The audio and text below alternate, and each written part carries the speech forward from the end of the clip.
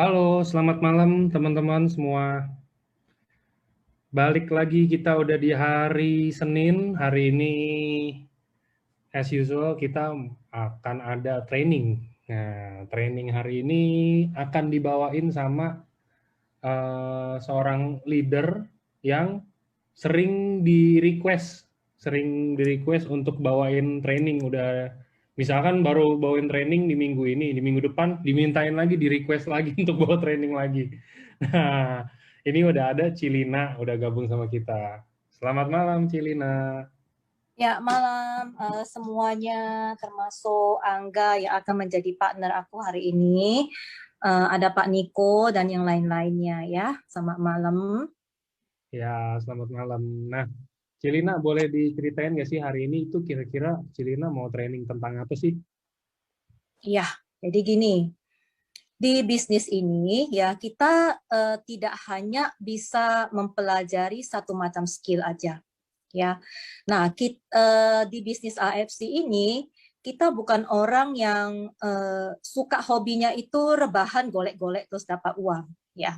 Nah, itu nggak benar. Jadi meskipun kita mau sukses di sini kita butuh belajar. Pelajaran yang didapat di AFC ini tidak dapat di sekolah ya. Sekolah itu hanya menempa kita untuk lulus, tetapi tidak menempa kita untuk sukses sebagai seorang entrepreneur. Ya, jadi kalau dengan join di AFC, kalian hanya mengandalkan ilmu yang ada di sekolah itu tidak cukup. Ya, makanya hari ini saya lihat banyak sekali ilmu yang harus kita pelajari, ya, yang harus kita kuasai, ya. Nah, jadi bukan hanya segelintir aja mengenai produk atau apa, karena saya lihat bisnis ini semua berhubungan dengan manusia.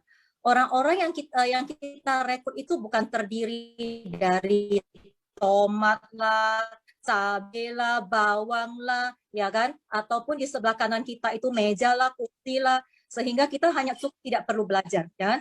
Tapi yang kita rekrut ini, yang menjadi partner kerja kita itu adalah orang-orang, ya, manusia. Jadi kalau manusia itu ya kita harus bisa mengerti bagaimana berhubungan dengan manusia. Karena manusia itu diciptakan Tuhan bukan hanya terdiri dari satu sifat, ya. Sifat manusia itu beda-beda, tipenya beda-beda.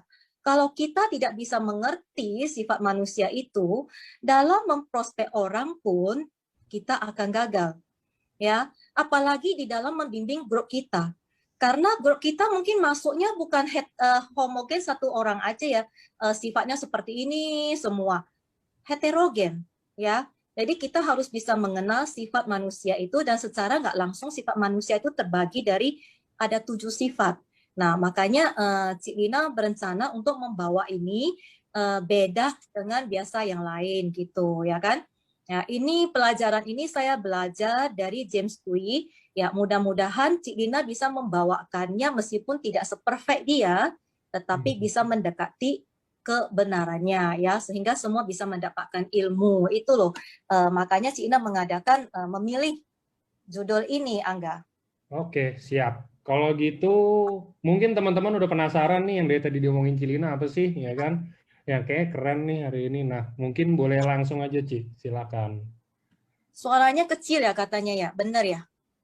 Kalau di saya sih suaranya, coba teman-teman voting deh. Saya soalnya di saya enggak, di saya biasa aja sih, gede juga lumayan. Oh, oke. Aman Mungkin di saya. kalau yang kecil itu bisa jadi karena jaringan ya.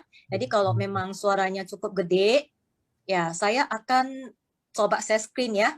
Boleh, silakan. Saya sudah dikasih izin untuk share ya. Sudah, Cilina. Oke, sabar ya. Layar akan segera dibuka ya sebentar.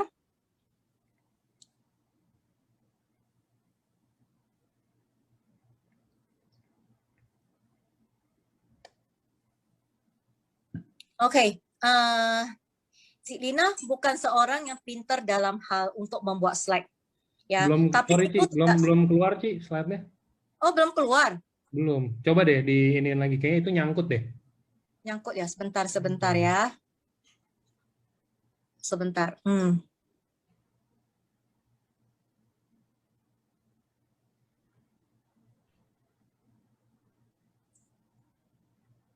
Coba ya. Aku coba share lagi. Boleh. Start broadcast. Oke, mudah-mudahan kali ini keluar. Dihitung dulu simsalabimnya. 1, 2, keluar. Nah, keluar. Nah, Oke, keluar ya. Nah, sip. sebenarnya Cik Oke. Lina bukan orang yang pintar bikin slide, tetapi saya berusaha untuk bikin karena saya berpendapat tidak ada satupun kekurangan saya yang bisa menghalangi aku untuk maju sih. Jadi teman-teman harus tahu, semua manusia memiliki kekurangan. Tetapi jangan kekurangan itu menjadi alasan ataupun menjadi penghambat tembok bagi kita untuk maju ya. Jadi belajar aja, lakukan aja. Dari ketidaksempurnaan kita akan menjadi sempurna. Nah, biasanya malam hari di Senin kita itu mengadakan yang namanya NDO. Ya, nah NDO itu menjelaskan bahwa kalau kita sudah join AFC, apa yang harus kita lakukan? Pertama, ini nggak terbalik ya. Bentar ya. Ya, pertama kita harus bisa sharing. Ya, kita harus bisa sharing. Kayaknya terbalik tadi ya. Oke, kita harus bisa sharing. Sharing bukan yang muluk-muluk. Kedua, kita harus punya visi dan impian. Ya, ketiga, yang paling penting ini keempat tadi karena sempat loncat, daftar nama. Daftar nama itu seperti darah dalam tubuh kita. Kalau di bisnis MLM itu seperti darah dalam tubuh kita. Kalau di perusahaan konvensional dia seperti cash. Perusahaan konvensional tanpa uang cash mati ya. Jadi ini name list harus ada teman-teman. Kelima itu AFC knowledge, yaitu mengenai produk dan mengenai sistemnya. Keenam, cara mengundang ke acara. Ya. Ketujuh, prospek dan branding. Kedelapan, kita harus mengenal juga cara untuk closing. Ya. Dan terakhir itu kita menghadiri acara mingguan, kemudian kita harus tahu juga back office knowledge. Itu mungkin tadi saya terskip ke atas ya karena buru-buru bikinnya. Nah, teman-teman, malam ini kalau saya mau bahas semua, kayak hari itu saya bahas semua 2 jam pun nggak cukup, ya kan? Karena masing-masing dari poin tersebut memerlukan sebuah penjelasan yang lebih mendetail. Malam ini khusus saya menjelaskan mengenai prospek dan branding. Ya, prospek artinya bagaimana kita bisa mendekati orang yang mau kita ajak. Ya, prospek di sini bukan closing teman-teman. Prospek itu adalah menjalin hubungan, mengetahui keadaan prospek dulu dan branding kita ya. Nah, lebih menjurus ke prospek sih. Jadi item yang nomor 7 ini yang malam ini mau saya jelaskan ya. Oke, kita mau mulai ya teman-teman. Siapkan pen dan kertas. Oke, kita mulai. Pertama kali kita tahu we tend to listen to and believe one people we like and people we respect. Ya, tentu saja teman-teman sudah mengerti lah. Kita itu hanya mau mendengarkan orang yang kita suka dan orang yang kita hormati. Ya, kalau orang yang kita nggak suka dan kita nggak hormati itu jarang kita mau dengarkannya. Kita meskipun dengar dari telinga kiri, kita keluar telinga kanan. Ya, nah kita tidak nyantol di pikiran kita, di hati kita. Begitupun kalau kita terhadap orang tua kita. Kalau sampai seorang anak kehilangan respect sama orang tuanya, apapun dikatakan orang tua tidak akan dia terima. Ya, demikian juga di bisnis ini. Kalau kita ingin mengadakan hubungan lebih dekat dengan baik jaringan kita ataupun orang yang mau kita prospek, ya, kita juga harus membuat dia menyukai kita dulu. Ya, waktu dia menyukai kita, dia pun akan menghormati kita. Tetapi teman-teman, semuanya harus dimulai dari kita. Ya, kita sendiri dulu yang harus menyukai dia dan menghormati dia, baru itu akan terjadi timbal balik. Ya, jadi jangan menjadi orang yang sombong di sini. Itu sebabnya maka kita harus belajar ilmu yang namanya people skill. Ya, itu seperti tadi yang saya bilang ya, di sini yang kita pimpin bukan benda-benda mati ataupun binatang-binatang, tapi ini semua adalah manusia. Jadi kita butuh namanya people skill. Ya, if people like you, they will listen to you. Ya, benar kan? Kalau orang suka sama kita ngomong dia mau dengar. Ya, kita ngomong salah pun dia bilang iya benar ya. Nah itu kalau karena dia udah nyantol hatinya sama kita. Kayak pacaran lah. Kalau cewek itu udah suka sama kita, nah ngomong apapun dia ikut. ya kan? Nah, kita pakai baju jelek-jelek pun dia cinta, dia nggak pernah komplain, ya kan? But if they trust you, they will do business with you. Tapi di bisnis ini beda ya teman-teman. Kalau mereka percaya sama kamu, mereka mau melakukan bisnis dengan kamu. Pernah nggak teman-teman merasa sudah ceritakan produk, marketing plan-nya begitu jelas dan berbusa-busa semangat, dan orang itu pun mendengarkan dengan semangat gitu. Tetapi suatu hari kalian tahu dia tidak join dengan kalian, dia join dengan orang lain. Nah, di sana teman-teman jangan marah, jangan baper. Kita harus lihat kembali ke diri kita sendiri. Mungkin ada di diri kita yang dia tidak percaya, sehingga dia tidak mau melakukan bisnis dengan kita.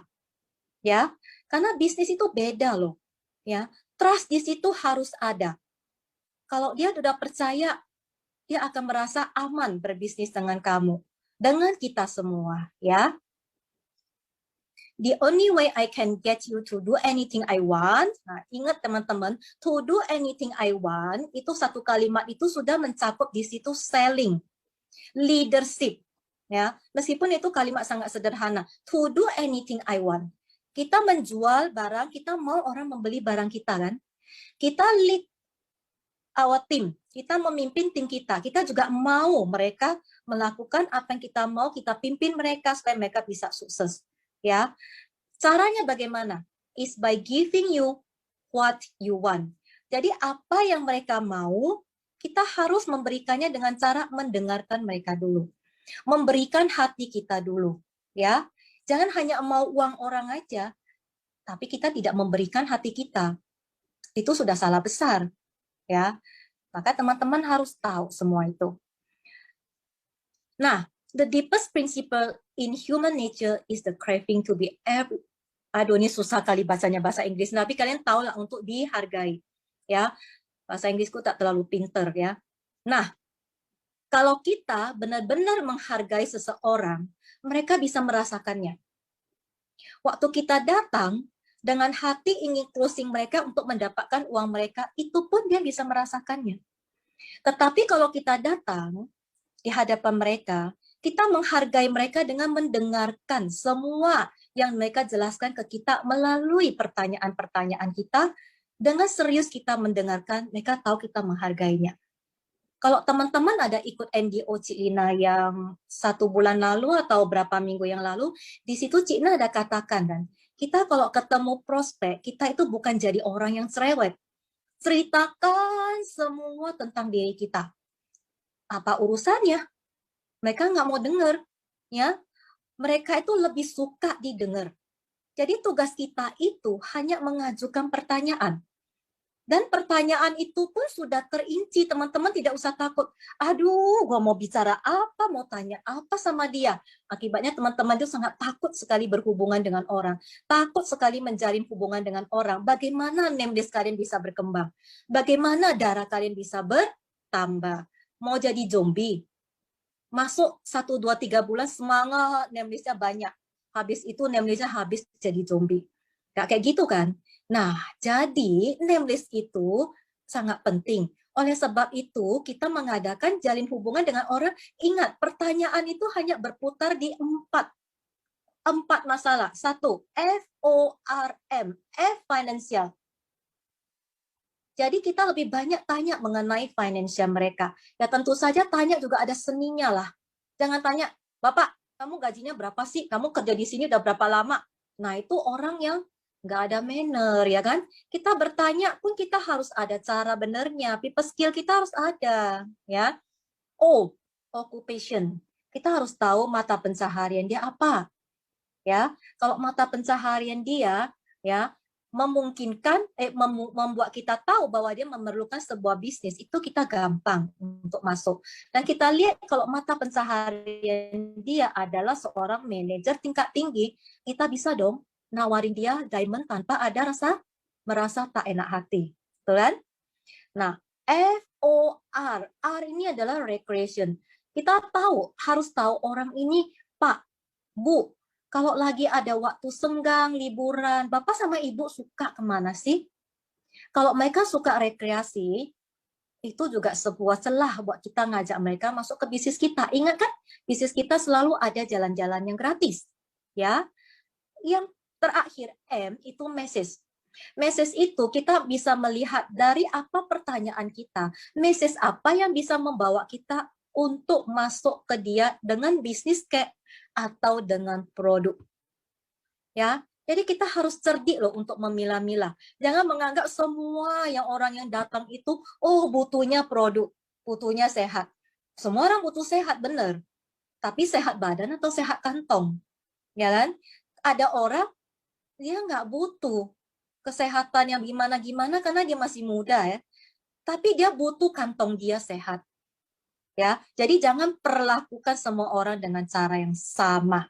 Itu kesalahan kita. Makanya kadang-kadang kita nggak closing, kita tidak bertanya kesalahan kita apa, kita lakukan seterusnya seperti itu, iya.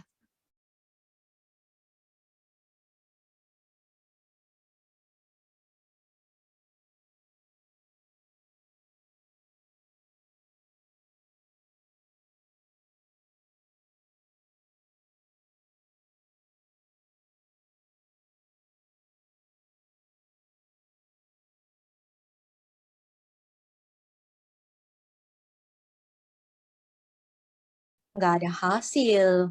Ya, teman-teman ya. People don't care how much you know. Ya, mereka nggak mau tahu segimana pinternya kamu bisa presentasi. Nonsense bagi aku. Yang paling mereka tahu apa? Until they know how much you care. You care about them, ya kan? Sampai dia tahu kamu itu sebenarnya care loh sama saya. Ya, dan apa yang bisa saya dapat di sini kalau saya join, dan apa yang bisa saya dapat kalau saya membeli produk kalian. Itu yang paling penting ya, teman-teman. Nah, manusia yang berhasil, kata Larry King ini ya, tidak selamanya mereka itu punya pendidikan tinggi. Coba teman-teman lihat, yang sukses di AFC itu tidak semua memiliki pendidikan tinggi yang titelnya itu sampai panjang, 5-6 susun di belakang kartu nama. Enggak seperti itu ya. Not always smart. Tidak juga dia itu pinter sekali ya kan. Pinter sekali presentasi, pinter sekali menjelaskan, enggak. Coba lihat, di IFC yang sukses juga tidak begitu pinter-pinter orangnya, nggak sampai dia harus profesor, ya kan, S1, S2, S5, S-teler, nggak perlu, ya kan, not even better looking, nggak perlu harus ganteng, ya, jangan mikir, wah sebenarnya Pak Niko gampang closing lah orang dia ganteng. Ya dia ngomong aja manis kok senyumnya, cewek klepek-klepek. Oh kayak nggak kayak gitu. Sorry kalau kayak gitu mas, semua orang ganteng di dunia sukses. Apa jadinya dengan yang jelek-jelek? Ya kan? Wah, gelok dong, Tuhan nggak bikin orang seperti itu, ya kan? Tetapi, but they are most skillful at handling fellow human being. Yang membedakannya adalah mereka punya skill. Ya, skill untuk apa? Bukan skill untuk yang aneh-aneh, ya. Skillnya itu adalah skill bagaimana mengatasi masalah-masalah manusia, ya. Baik orang yang join dengan dia ataupun orang yang mau dia prospek. Ingat ya, bisnis itu adalah menyelesaikan masalah orang. Semakin kita tahu masalah orang itu makin gampang kita masuknya. Jadi beda ya teman-teman ya. Kalau menjual itu hanya sekedar jual selesai, beres, tinggal kasih tahu cara pemakaiannya, ya. Habis itu beres. Tapi di saat lu berhenti menjual juga, income lu, konnichiwa lu nggak ada masuk. Makanya jangan nangis kalau sampai itu terjadi, ya. Nah, selling memang perlu di bisnis AFC ini, di bisnis jaringan kita perlukan skill satu, selling. Perlu. Tanpa bisa selling kita nggak bisa dapat tiket juga, ya. Satu lagi kita perlu ilmu apa? Ya, kita juga perlu ilmu leadership. Ya, kalau kita nggak ngerti ilmu leadership, kamu tahu selling apa? Bagaimana kita membangun jaringan kita? Dua ilmu itu harus saling melengkapi.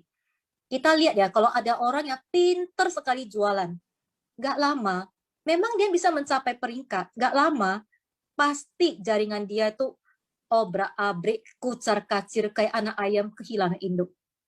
Ya, tetapi orang Kalau dia pinter leadership-nya, tapi dia nggak ngerti selling atau rekrut, dia mau pimpin apa?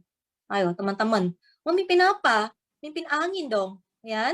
Nah, makanya itu dikatakan kita harus punya skill. Jadi jangan hanya, oh ya gue udah rekrut orang mah enak ya, nanti tinggal lu tulis name list-nya banyak-banyak. Habis itu lu ya teleponin orang ya one by one, ajain kayak gini-gini ya.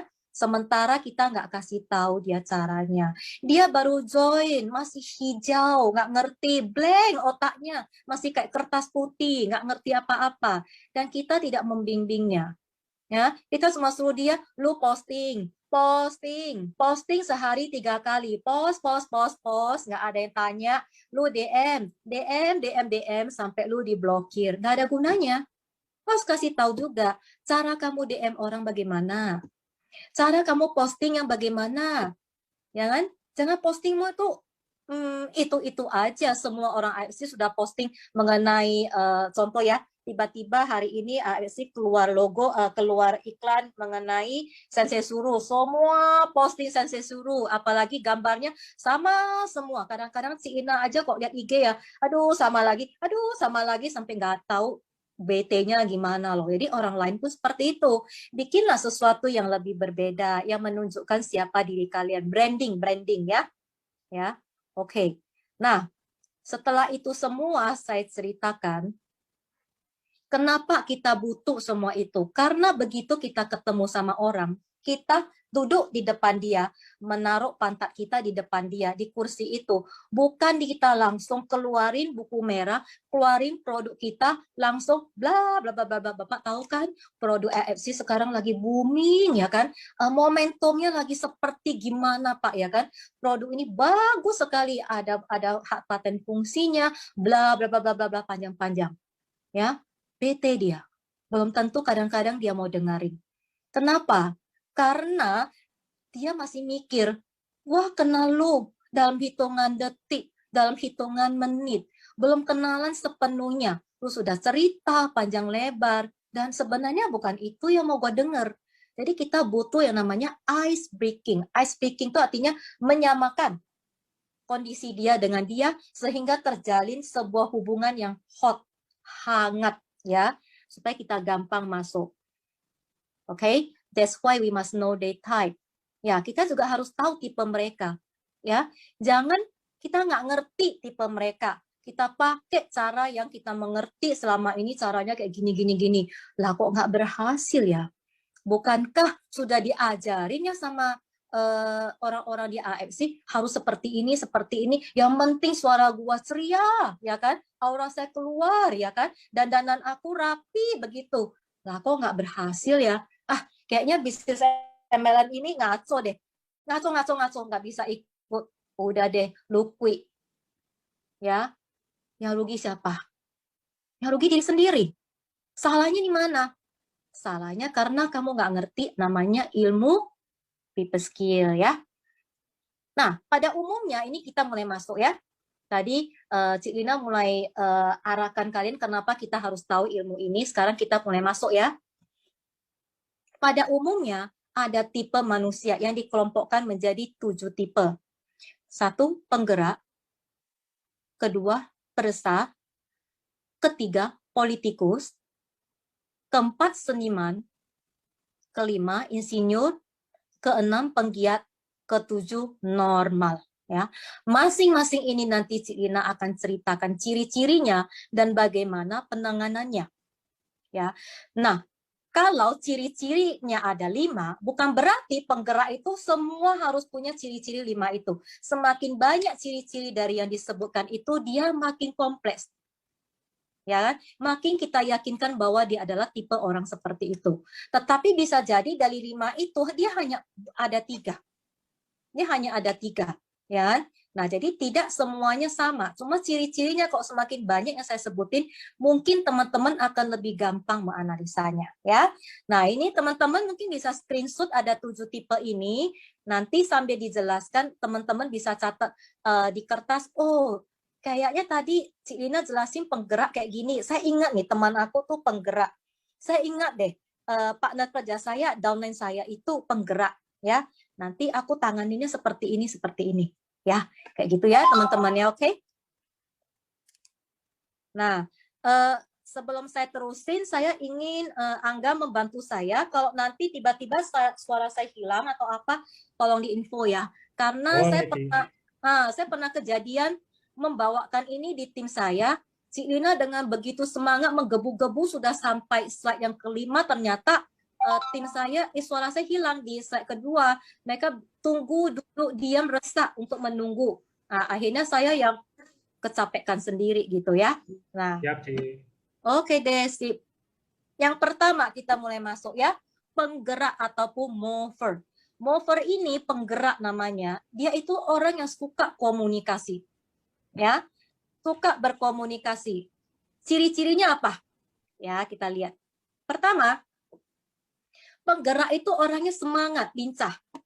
Contoh, kalau ada acara kayak roadshow, kan kita mengadakan acara untuk roadshow itu kan banyak dihadiri orang-orang dan kita mau mempersilahkan pembicara untuk naik ke atas panggung. Contoh lah, karena saya nggak tahu siapa yang mau saya contohin, yang sering aku lihat di IG itu adalah Pak Niko yang naik ke atas panggung kan. Nah, kita mungkin MC mempersilahkan. Aduh ayo teman-teman, sekarang saya mau ingin mempersilahkan pembicara kita untuk naik ke atas panggung, yaitu CEO daripada AFC namanya Pak Nicholas, ya kan? Nah, kalau seorang penggerak udah dikatakan seperti itu, waktu dia mau naik panggung, dia akan jalannya pelan. Habis itu, dia akan mengatakan, teman-teman, selamat malam. Terima kasih kalian sudah datang ke seminar ini. Nah, ini bukan tipe penggerak ya, teman-teman. Itu jelas-jelas bukan tipe penggerak. Tipe penggerak dia akan begitu dipanggil namanya untuk naik ke panggung, dia akan jalan dengan kenceng. Dan kalian kalau pernah lihat tuh udah semua ringin malah melakukannya dengan berlari. Ya, di usia dia begitu tua itu dia lakukan dengan berlari. Dia berlari naik ke atas panggung dan sambil jalan ke atas panggung itu dia menyalami orang yang dia lewati. Pak, Bapak, ya makasih Bapak ya udah datang ke sini ya Pak ya. Bapak siapa namanya ya kan? Oh ya makasih Bapak, oh keren loh Bapak ya, keren Bapak, hebat sekali. Ini benar-benar aku senang loh Pak kenalan dengan Bapak-bapak ya, dengan ibu-ibu. Nah sambil jalan dia sambil kenalan sambil salaman ya. Jadi pembawaannya sangat hangat. Hangat sekali ya. Nah, itu ciri-ciri pertama dari penggerak ya. Ciri kedua, murah senyum. Nggak sakit gigi, nggak sariawan. Pernah nggak teman-teman ketemu orang itu, kita udah senyum sama dia, muka dia masih kayak orang habis makan apa gitu ya, nggak mau senyum, kayak habis makan pete kali ya, nggak berani ketemu orang, nggak mau senyum, murem aja gitu, ya kan? Kita udah senyum, angguk kepala, dia masih diam aja. Ada orang seperti itu, tetapi penggerak, dia nggak begitu. Kenal sama kamu, dia senyum. Nggak kenal, dia pun senyum.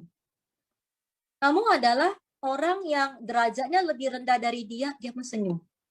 Ya, contoh, waktu umpamanya seorang direktur, dia nginep di hotel, ya, waktu dia keluar dari kamar, dia berpapasan dengan office boy. Office boy ini kan derajatnya lebih rendah dari dia, tetapi yang menyapa office boy itu adalah direktur ini duluan.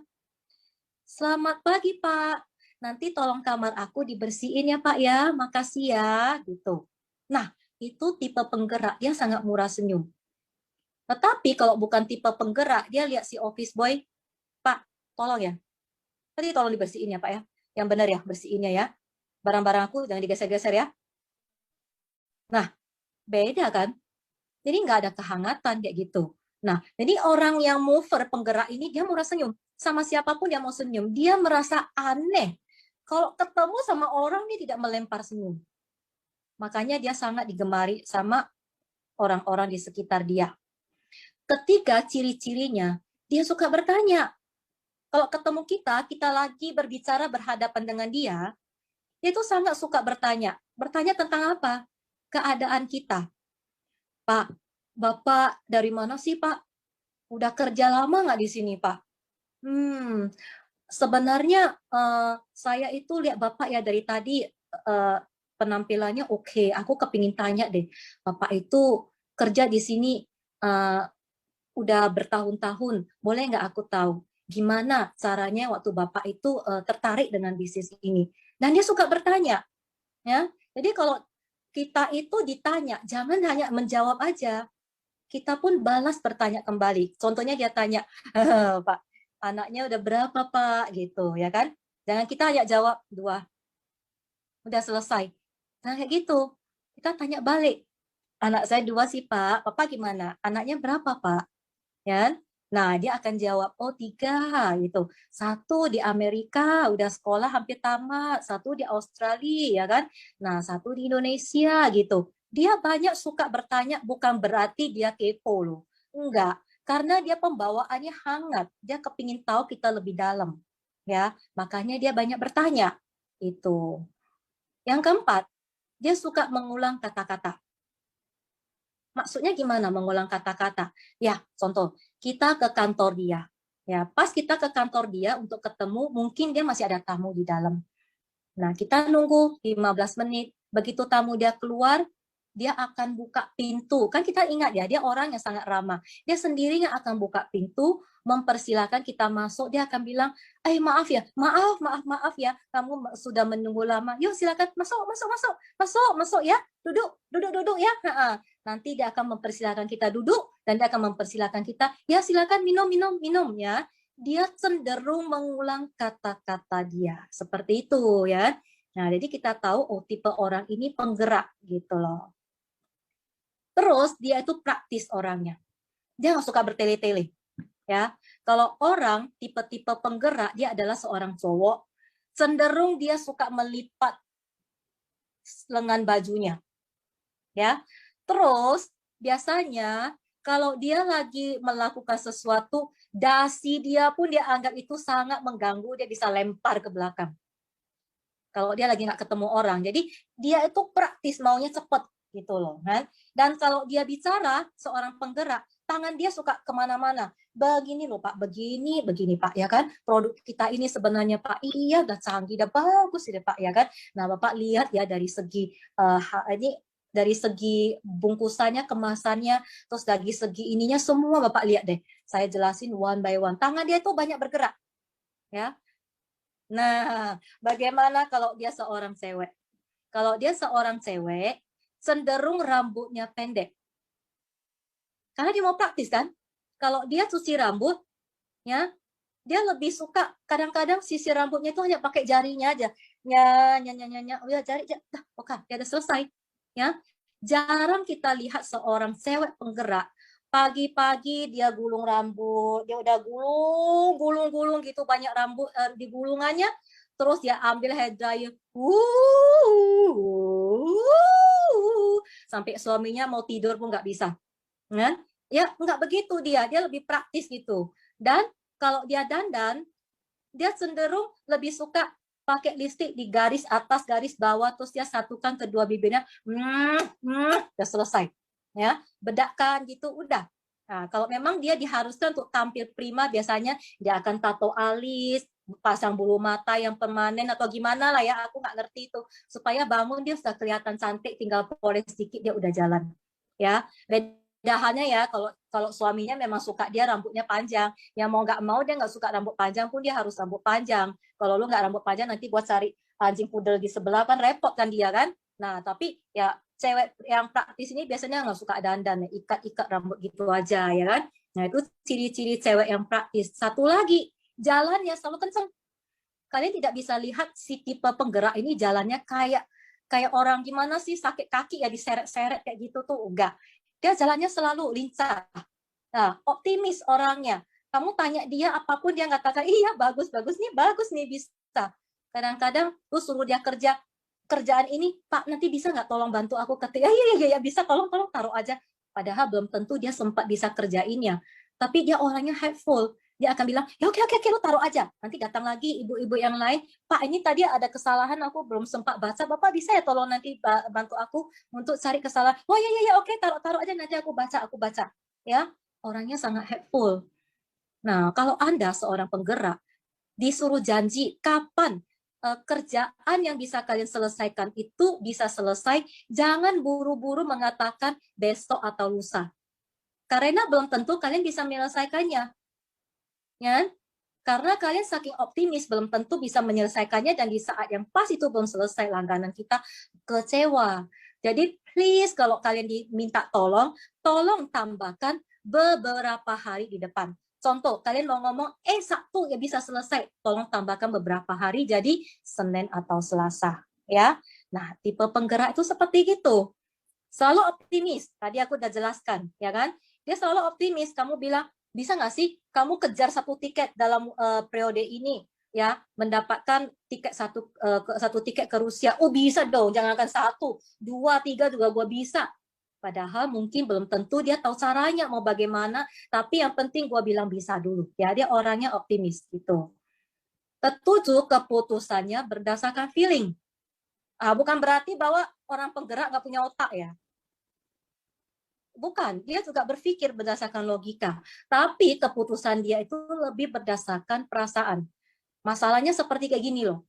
Orang penggerak ini, kalau dia makin seneng, hatinya makin happy gitu, dia bikin keputusan itu bisa berdasarkan keputusan dari hati dia. Makanya kadang-kadang orang yang penggerak itu, dia kalau sudah mengadakan komunikasi dengan orang dan dia merasa akrab, orang itu suruh dia beli pasti dia beli. Begitu sampai rumah dia mikir, gila ya, kenapa gue beli ya sama dia ya? Waktu itu udah ditawarin sama orang lain, aku nggak tertarik loh. Yang ini kenapa gue beli sama dia ya? Kok kayaknya cocok aja ngomong sama dia. Akhirnya saya beli sama dia. Ya kan? Makanya teman-teman, kalau kalian adalah tipe penggerak, jangan bikin keputusan di saat kalian hatinya lagi senang.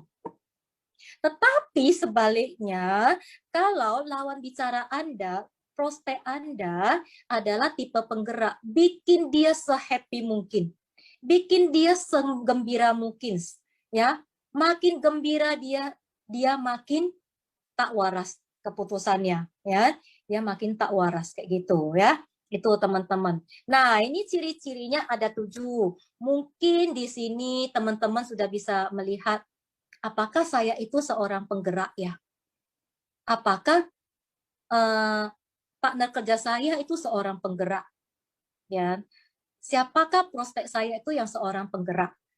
Jadi teman-teman mendekatinya bisa dengan cara yang berbeda. Ya, berikut ini adalah pendekatannya. Pendekatan dengan orang tipe penggerak itu gampang. Selalu tersenyum dengan dia. Baik Anda lagi sakit gigi, senyum dengan dia. Baik gigi kamu itu bolong, senyum dengan dia. Baik kamu gak punya gigi pun, senyum dengan dia. Ya, jadi menggumbar senyum. Makin banyak senyum, dia merasa kita itu makin bersahabat dengan dia. Ya, senyum, asal bicara sama dia, apa lakukan dengan banyak senyum. Ya. Kedua, ketemu tipe penggerak, jangan buru-buru presentasi, langsung buka buku segala macam. Dia akan bilang, tunggu dulu ya. Kita bicara dulu. Aku mau tahu nih, adik namanya siapa? Ya, di sini sudah berapa lama? Kenapa bisa tertarik dengan bisnis ini, ya kan? Dia akan berbasa-basi dulu sama kita, ya, sampai dia merasa kita sudah akrab sama dia, udah saling mengenal, baru kita bisa masuk ke dalam topik kita, ya. Jadi jangan salah, teman-teman. Yang ketiga, kalau dia bertanya kepada kita sesuatu tentang hal diri kita, jangan hanya menjawab. Ask him back. Tanya dia kembali, sehingga dia juga merasa, wah, lu perhatian sama gua juga ya. Terus biasanya orang penggerak itu kalau udah cerita dia lupa daratan. Dia lupa di mana daratan, dia lupa di mana lautan, dia cerita panjang lebar. Nah, waktu dia cerita panjang lebar, teman-teman harus dengar inti apa yang bisa saya ambil di sana. Ya, kalau teman-teman tidak mendapatkannya FORM itu, teman-teman bisa mengarahkan topik pembicaraan ke sana. Jadi kita yang sebagai penyetir, kita yang akan menyetir ya pembicaraan ini mau kita arahkan kemana, ya. Jadi jangan merasa, aduh ampun dari tadi dia cerita anaknya aja, gimana ya gue mau tanya yang lain gitu ya. Ya jangan bingung, makanya kita itu harus pinter ya, kita juga harus pinter, nggak nggak ada salahnya kan pas dia lagi cerita anaknya kita bisa, iya Pak, ngomong-ngomong Pak, aku kepingin tahu nih Bapak di perusahaan ini udah berapa lama ya Pak ya, aku lihat Bapak kan orangnya profesional Kak, profesional sekali ya, nggak ada salahnya kita langsung change topik kan, ya nggak ada salahnya, dia nggak mungkin bilang ya lu gua tadi cerita belum habis udah ganti yang lain, ya nggak begitu, dia juga pasti akan ikutin arah kita ya, jadi jangan terlalu banyak pemikiran. Oke. Yang keempat, ingat ya teman-teman, dia orangnya selalu mengulang kata-kata kan. Ya masuk, masuk, masuk, masuk. Minum, minum, minum, minum. Ya. Nah, kalau dia cenderung mengulang kata-kata, kenapa kita nggak kasih pertanyaan yang jawabnya ya, ya, ya. Ya, ya. Contohnya, Bapak tahu kan ya, kita ini ya sebagai kepala rumah tangga itu kita sangat penting ya peranannya di rumah ya Pak ya, betul ya Pak ya? Oh iya. Nah, Pak, kalau kita ini sebagai tulang punggung keluarga, kita butuh ya sehat ya Pak ya, benar ya? Oh iya, betul itu. Nah, untuk sehat itu baru kita bisa mencari nafkah. Dan kalau kita sakit, maka semua itu nggak bisa ya Pak ya, setuju ya? Oh iya. Nah, Pak, kalau Bapak punya income, ya sisihkan 1 bulan itu sekian untuk kesehatan Bapak. Itu berarti ya Pak ya? Oh iya benar-benar. Iya betul. Oke Pak, sekarang gini Pak. Bapak kan udah tahu produk kita ya. Kita tadi saya udah cerita dan Bapak lihat ya produk ini. Ya, fungsinya apa gitu dan dia punya hak paten fungsi gitu untuk memasukkan sesuatu ke badan kita ya. Kita harus lihat mutunya atau kita lihat harganya, Pak. Mutu sama harga aku rasa lebih penting mutu ya, Pak ya. Oh iya benar ya benar. Nah, Bapak hebat nih, Pak. Aku juga setuju dengan Bapak gitu loh kan. Nah, Pak, kalau begitu Pak, Bapak itu setuju nggak? Bapak itu boleh nggak sekarang saya tanya, Bapak mau beli pakai diamond atau safir atau ruby? Ya? Nah, dengan pertanyaan seperti itu, kita sudah mengclosing dia hampir 70%. Tinggal kita arahkan aja. Ya, jadi teman-teman kalau mau closing orang, mau ngarahkan orang itu jangan banyak pakai perasaan sungkan, takut. Nah, dulu waktu saya mulai bergabung di AXI, Cik Lina juga orang seperti itu. Tetapi setelah belajar, aku mengerti closing itu seperti itulah. Tidak boleh ragu-ragu. Keraguan kita akan terbaca sama pihak lawan bicara kita, ya.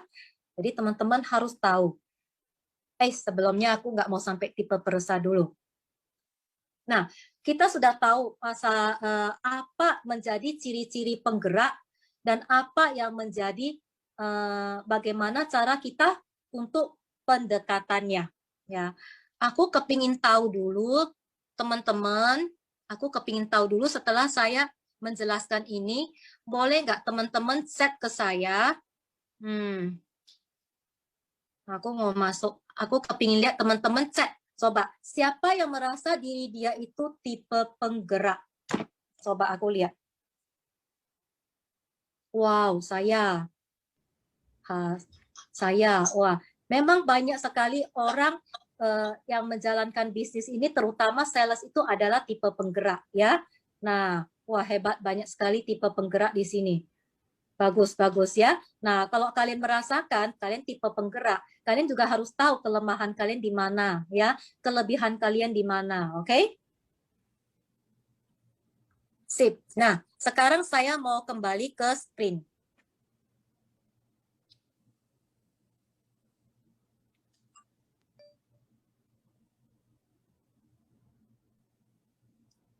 Tipe penggerak. Oke, slideshow dari from current ya. Nah, ini tadi udah lewat ya pendekatannya gini, suaranya membal ya. Enggak, aman sih. Aman ya, suaranya membal soalnya tadi. Oke. Nah, kalau kita punya di tim kita ada penggerak, ada orang yang sifatnya penggerak, ya. Bagaimana cara kalian mengatasinya? Tipe penggerak ini kalau kalian kasih dia tugas, dia pasti akan optimis. Oke, gua lakukan dulu. Saya beres gampang. Mau ketemu siapa? Oke, oke, oke, aku akan ketemu dia. Bisa kok, bisa. Saya pasti bisa ketemu dia. Nggak masalah, nggak masalah. Padahal belum tentu dia bisa, tapi dia sudah optimis dulu. Ya. Nah, masalahnya tipe penggerak ini kadang-kadang tidak ikut prosedur. Kalau kita kasih dia, kamu nanti harus FORM dulu, ya kan? Jangan buru-buru seperti itu atau gimana. Dia akan merasa, gampang lah, gampang lu. Aku kadang sudah mengerti hal ini, nggak usah tahu banyak. Ya itu nggak perlu detail. Dia tuh nggak suka kita kasih dia detail gini-gini. Dia tuh maunya makro, ya. Nah, seperti itu. Makanya teman-teman kalau punya downline tipe penggerak, itu menggerakkan dia itu gampang. Ya, beda kalau nanti tipe-tipe yang lain. Oke, kita sekarang mau masuk tipe kedua. Tipe kedua ini peresah, ya. Dia itu memerlukan apa dinamakan rasa secure, aman, ya. Ciri-cirinya apa? Kalau tadi tipe penggerak, kita ketemu dia, kita bisa, halo Pak, apa kabar, ya kan? Oh ya baik, baik, ya kan? Ya Bapak kabar baik, ya aduh senang Pak ketemu kamu gitu. Nah kita bisa imbangi dia dengan suasana yang ceria. Tapi kalau tipe peresah, beda. Dia itu suka ngeluh, suka komplain, ya. Kalau kita ketemu dia, halo Bu Susi, apa kabar, ya kan? Dia bukan bilang, oh ya kabar baik ya, silakan masuk, enggak. Dia akan menjawab, ya beginilah, lagi banyak kerjaan nih, repot gua dari tadi pagi sampai sekarang, nggak kelar-kelar ini kerjaan. Setiap hari kayak gini bosen gua, gitu kan. Nah, kalau Bu Susi itu sempat ngomong kayak gitu, bagaimana? Apa kita akan ngomong, tenang lah Bu Susi, tenang, saya di kantor juga begitu kok, nanti juga kelar kerjaannya. Jangan ngomong seperti itu, dia nggak enak, dia nggak merasa aman gitu, ya kan? Bagaimana kita tanggapinya? Kita juga harus meimbangi dengan kata-kata yang kita care sama dia, ya. Oh, Bu Susi ya, sibuk ya Bu ya. Iya ya, aku lihat nih di meja Bu Susi banyak kali kerjaan nih Bu. Siapa sih yang suruh Bu Susi kerjanya? Bos lo, bosnya maunya cepat-cepat selesai loh. Ini kan udah mau akhir bulan. Oh iya Bu Susi ya, baru kapan sih dikasih tugasnya, mau selesainya kapan? Kasihnya tadi, mau selesainya besok. Lu bayangin aja deh, gua dari tadi ya sudah gak makan siang ya kan, sampai asam lambung gua naik, ini kepala pun aduh kayaknya nyut nyut nyut gitu loh, leher gua pun tegang kayak gitu. Oh iya Bu Susi ya, aduh Bu Susi benar-benar loh hebat loh. Kalau saya seperti itu ya Bu Susi ya, aku nggak kuat beneran, aku nggak kuat gitu. Nah, kalau kita ngomong seperti itu, dia merasa kita itu mengerti keadaan dia, senang dia, ya. Wah ini orang care sama saya, ya senang. Dia akan banyak bercerita. Dan anehnya orang ini, dia komplain, bukan ngeluh, bukan komplain orang lain. Dia komplain diri dia sendiri. Yang dia komplain itu diri dia sendiri. Ya. Nah, kalau tipe peresah dengan tipe peresah saling berkomunikasi, kita lihat deh. Mereka itu seperti berlomba-lomba membesarkan penderitaan masing-masing. Ya, ini tipe peresah sama tipe peresah lagi ngomong. Aduh, lo tahu nggak sih Bu Susi, gua tuh ya, anak saya tuh, bikin sakit kepala, bikin salah, repot lah gua tuh. Tiap hari saya harus minum Panadol kok lihat dia. Emang kenapa Bu Susi anakmu itu sampai kamu kayak gitu? Anak saya juga Bu Susi, bukan aja bikin sakit kepala ya. Gua sampai gak bisa makan Bu Susi. Bayangin aja dikasih uang ini gak cukup.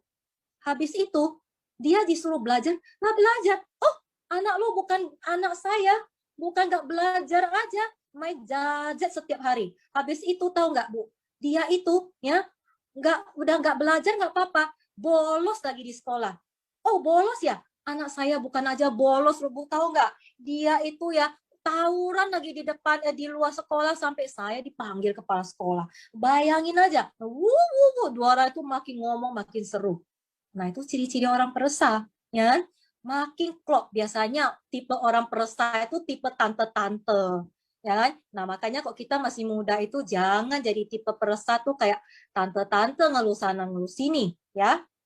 Terus tipe peresah itu pikirannya selalu negatif. Kalau kamu ngomong sesuatu sama dia selalu membantah. Cost communication-nya tinggi, ya. Kalau kita punya downline atau partner kerja yang negatif thinking, itu capek, cost communication-nya tinggi. Kamu bilang sama dia, itu loh ibu sana, ya kan? Kamu coba deh, tulis keluar nama-nama 100 nama, nanti itu kamu pergi telepon dia, tanya dia, saya temanin kamu, ya kan? Nah, dia akan tulis name list-nya, dia tulis 1 sampai 100, tetapi dia akan jadi paranormal. Dia akan bilang gini, Pak Edi ini orangnya udah tua lah, dia nggak mau ikut bisnis, nggak usah lah ya. Terus Pak Bambang ini tau nggak orangnya suka gimana, ngeluh. Aku nggak suka sama dia, dia pasti nggak mau ketemu saya. Nggak usah ya Pak Edi ini dia sibuk kali loh orangnya, susah ditemui, nggak usah, ya kan? Keempat, ini Pak Budi. Pak Budi ini orangnya kayaknya susah deh diajak ngomong. Kalau diajak ngomong itu dia kayak nggak nyambung deh, nggak usah, ya kan? Semua nama yang dia tulis itu dia jadi paranormal sendiri. Belum apa-apa dia udah negative thinking. Beda dengan tipe penggerak. Ya kan? Tulis 100, iya bisa nih HP gue aja 100 nama. Terus 1, 2, 3, gampang gue tulis keluar gitu ya kan. Gampang gitu. Karena dia memang orangnya optimis. Nah kalau tipe peresah, dia itu agak susah untuk diajak kerjasama. Kalau punya downline tipe peresah, penanganannya butuh kesabaran yang cukup luar biasa. Ya, biasanya sih saya kalau punya tipe kayak gini, ya udah lo jadi user aja daripada gue sakit kepala ya kan, daripada kepala gue nyutan diajarin juga nggak masuk gitu kan. Tapi kembali lagi kita harus lihat dulu kalau memang negatif tingginya terlalu berat ya oke lah, is oke gitu. Tapi kalau negatif thinkingnya masih bisa kita benahi dengan suruh dia ikut seminar, kita rubah mindsetnya, ya rubah mindset orang nggak gampang ya teman-teman ya. Tapi kalau masih bisa kita bantu untuk rubah gitu, ya nggak ada salahnya ya kan. Nggak ada salahnya kita bantu dia gitu. Terus yang ketiga, dia itu stres. Kalau dia bicara buka mulut tuh selalu bilang stres, selalu penyakit. Dan penyakit itu satu paket. Asam lambung, uratnya tegang-tegang lehernya, sakit kepala, migran, biasanya kayak gitu tuh satu paket, ya kan? Karena dia datangnya dari stres, penyakit yang dibikin sama diri dia sendiri. Makanya kalau kita mau tandai orang itu peresah atau bukan tuh gampang. Kita lihat tasnya.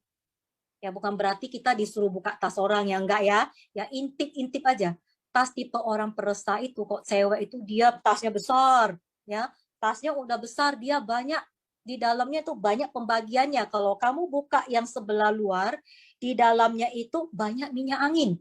Ada minyak angin cap elang, cap kapak, tolak angin, minyak telon, minyak zaitun, minyak goreng, ya kan. Terus ada warna putih, hitam, hijau, kuning, semua ada di situ. Ya, sebelahnya lagi isinya obat-obatan, ada Panadol, Paramed, paracetamol, Promax, Paratusin, Sanmol, ngemol, ngemil, apapun, tambah tisu, tambah roti, ya, semua lengkap. Terus tanya dia, oh Bu Susan suka sakit kepala ya, kenapa bawa banyak kali minyak? Enggak, siapa yang bilang gue sakit kepala? Terus kenapa bawa minyak banyak sekali? Oh kayak gini, kalau kita pergi jalan-jalan sama teman, kalau dia itu sakit kepala kan kita sudah ada minyaknya, nggak usah pergi beli lagi.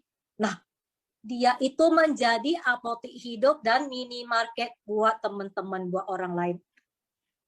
Itulah tipe orang peresah. Kalau nggak lihat tasnya, lihat lacinya. Lacinya sebelah kiri obat-obatan, lacinya sebelah kanan makanan. Itu dia, ya, tipe orang peresah. Ini dia udah gue jelasin, isi tas makanan sama obat ya. Bagaimana kita menangani orang yang tipe peresah, pendekatannya bagaimana? Turut simpati. Ya, kayak saya jelaskan tadi. Jangan ditentang, ya. Kita harus turut simpati. Iya, Bu. Yo, Bu, tadi batuk ya, Bu ya. Iya, gua batuk sampai nggak bisa makan kayak gitu. Ayo, Bu, kalau udah batuk begini, Bu, pergi loh cek dokter. Aku itu khawatir loh sama kesehatan Ibu. Saya khawatir loh, Bu. Saya perhatian banget loh sama Ibu. Pergi ya cek ya, Bu ya. Ronsen, Bu, kalau perlu ini, ya. Minum obat batuk nih, minum, Bu, ya kan. Jaga badan loh, Bu ya. Saya itu tak concern loh, concern gitu loh kan. Nah, dia senang ya, senang kali dia sama kita. Kalau dia udah senang gitu sama kita, teman-teman bisa bayangin masuknya pun kita lebih gampang kan? Oke? Intonasi lembut, jangan tinggi kayak kayak kayak Cik Lina gini ngomong tinggi dia suaranya, jangan ya. Agak lembut dikit. Jadi kita sebagai orang sales ataupun sebagai orang yang bisa mau mengerti keadaan orang, kita sendiri pun harus bisa switch keadaan kita. Kalau kita tahu dia tipe peresah, kita switch deh. Nada cara kita, pendekatan kita ganti. Ya, kita harus jadi orang yang fleksibel. Makanya saya bilang kita harus banyak tahu mengenai ilmu manusia, tipe skill ya. Jangan pakainya itu aja ya kan? Nggak lucu dong. Terus ingat ya, kita jangan terlalu memuji produk kita. Tadi kan udah jelasin ya bahwa orang tipe peresah itu negatif thinking kan, pikiran dia negatif. Kalau kita ini terlalu banyak muji produk kita, dia akan mikir semua sales juga ngomong produk dia bagus kok, ya kan? Mana ada yang bilang produk dia nggak bagus, ya? Kalau kita ngomong, Bu, produk kita ini, ya kan, memang ada kekurangannya. Tetapi ya Bu ya, terus terang kekurangannya ini, tetapi kelemahannya Bu jauh lebih banyak daripada kekurangan dia Bu. Ya, jadi worth it sekali. Iya bener lu ngomong gitu, bener lo gua percaya sama lu. Kemarin tuh si sales datang, dia ngomong produk dia itu, kecap nomor 1, gua nggak percaya sama dia.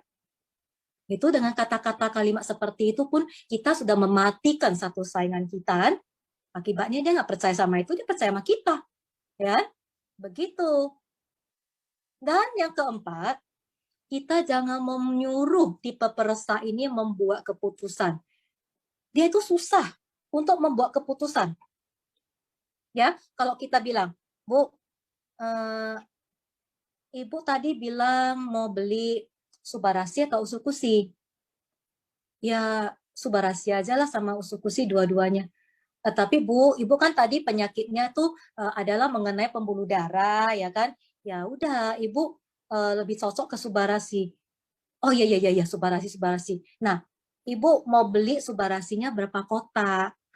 2 kotak atau 1? Nah, keputusan lagi kan? Dia akan mikir, 2 atau 1 ya? Oh ya udah, 2 aja, 2, 2, 2. Oke, 2 ya Pak, Bu ya. Nah, Ibu mau bayarnya pakai kartu kredit atau pakai cash? Oh, keputusan lagi nih, kartu kredit atau cash ya? Dia akan mikir, saya pakai ini aja deh, kartu kredit aja lah. Tapi Bu, pakai kartu kredit itu kena BADM loh, lebih mahal loh Bu ya. Nah, kalau Ibu nanti mau angsur, bisa kena bunga sedikit, itu BADM-nya ada gitu loh. Nah, kalau Ibu nanti angsur, lupa bayar, kena cas bunga lagi. Oh gitu ya? Ya udah kalau begitu tunggu dulu lah, gua pulang dulu tanya anak saya. Mungkin dia bisa kasih aku cash, nggak usah pakai kartu kredit. Celaka dong, ya kan? Nah, kalau orang peresah itu kita nggak boleh seperti itu. Kita yang akan buat keputusan sama dia. Tadi Ibu kan bilang ya, kalau Ibu itu mengalami masalah tangan kesemutan kayak gitu. Nah, Bu, kalau menurut saya Ibu lebih cocok ke Subarasi. Nah, kalau Ibu mau lebih bagus lagi campur dengan usukusi. Ya, karena seusia Ibu ini tubuh juga butuh kan kuman-kumannya dibersihin, atau terutama makanan kita yang kotor, ya kan? Dan Subarasi ini memperlancar peredaran tubuh Ibu, ya kan? Nah, terus karena Ibu sudah beli 2 kotak, kan Ibu langsung bisa member. Ibu bayar aja cash, ya kan? Nggak usah pakai kartu kredit gitu, bayar aja cash. Langsung nanti produk ini saya kirim ke rumah. Beres, wes. Selesai. Ya, begitulah teman-teman tangani orang tipe peresah. Tentu teman-teman tahu ya, tipe peresah itu biasanya ini kebetulan terjadinya di mertua saya. Suami saya lagi ke bawah. Aku bukan bilang mertua saya itu gak bagus ya, dia bagus. Dia itu orangnya baik ya kan. Cuma karena dia tipe peresah ya kan. Jadi ada aja yang mau dia komplain. Kalau kita beli baju kasih dia, ya, dia akan bilang baju ini bagus loh. Tapi sayang ya bahannya itu terlalu kasar. Kalau dicuci sekali dia akan keluar bulu-bulu loh, ya. Tapi ya oke lah. Harganya berapa sih? Ya harganya sekitar seperti itu gitu loh, Mak. Oh sayangnya harganya mahal ya.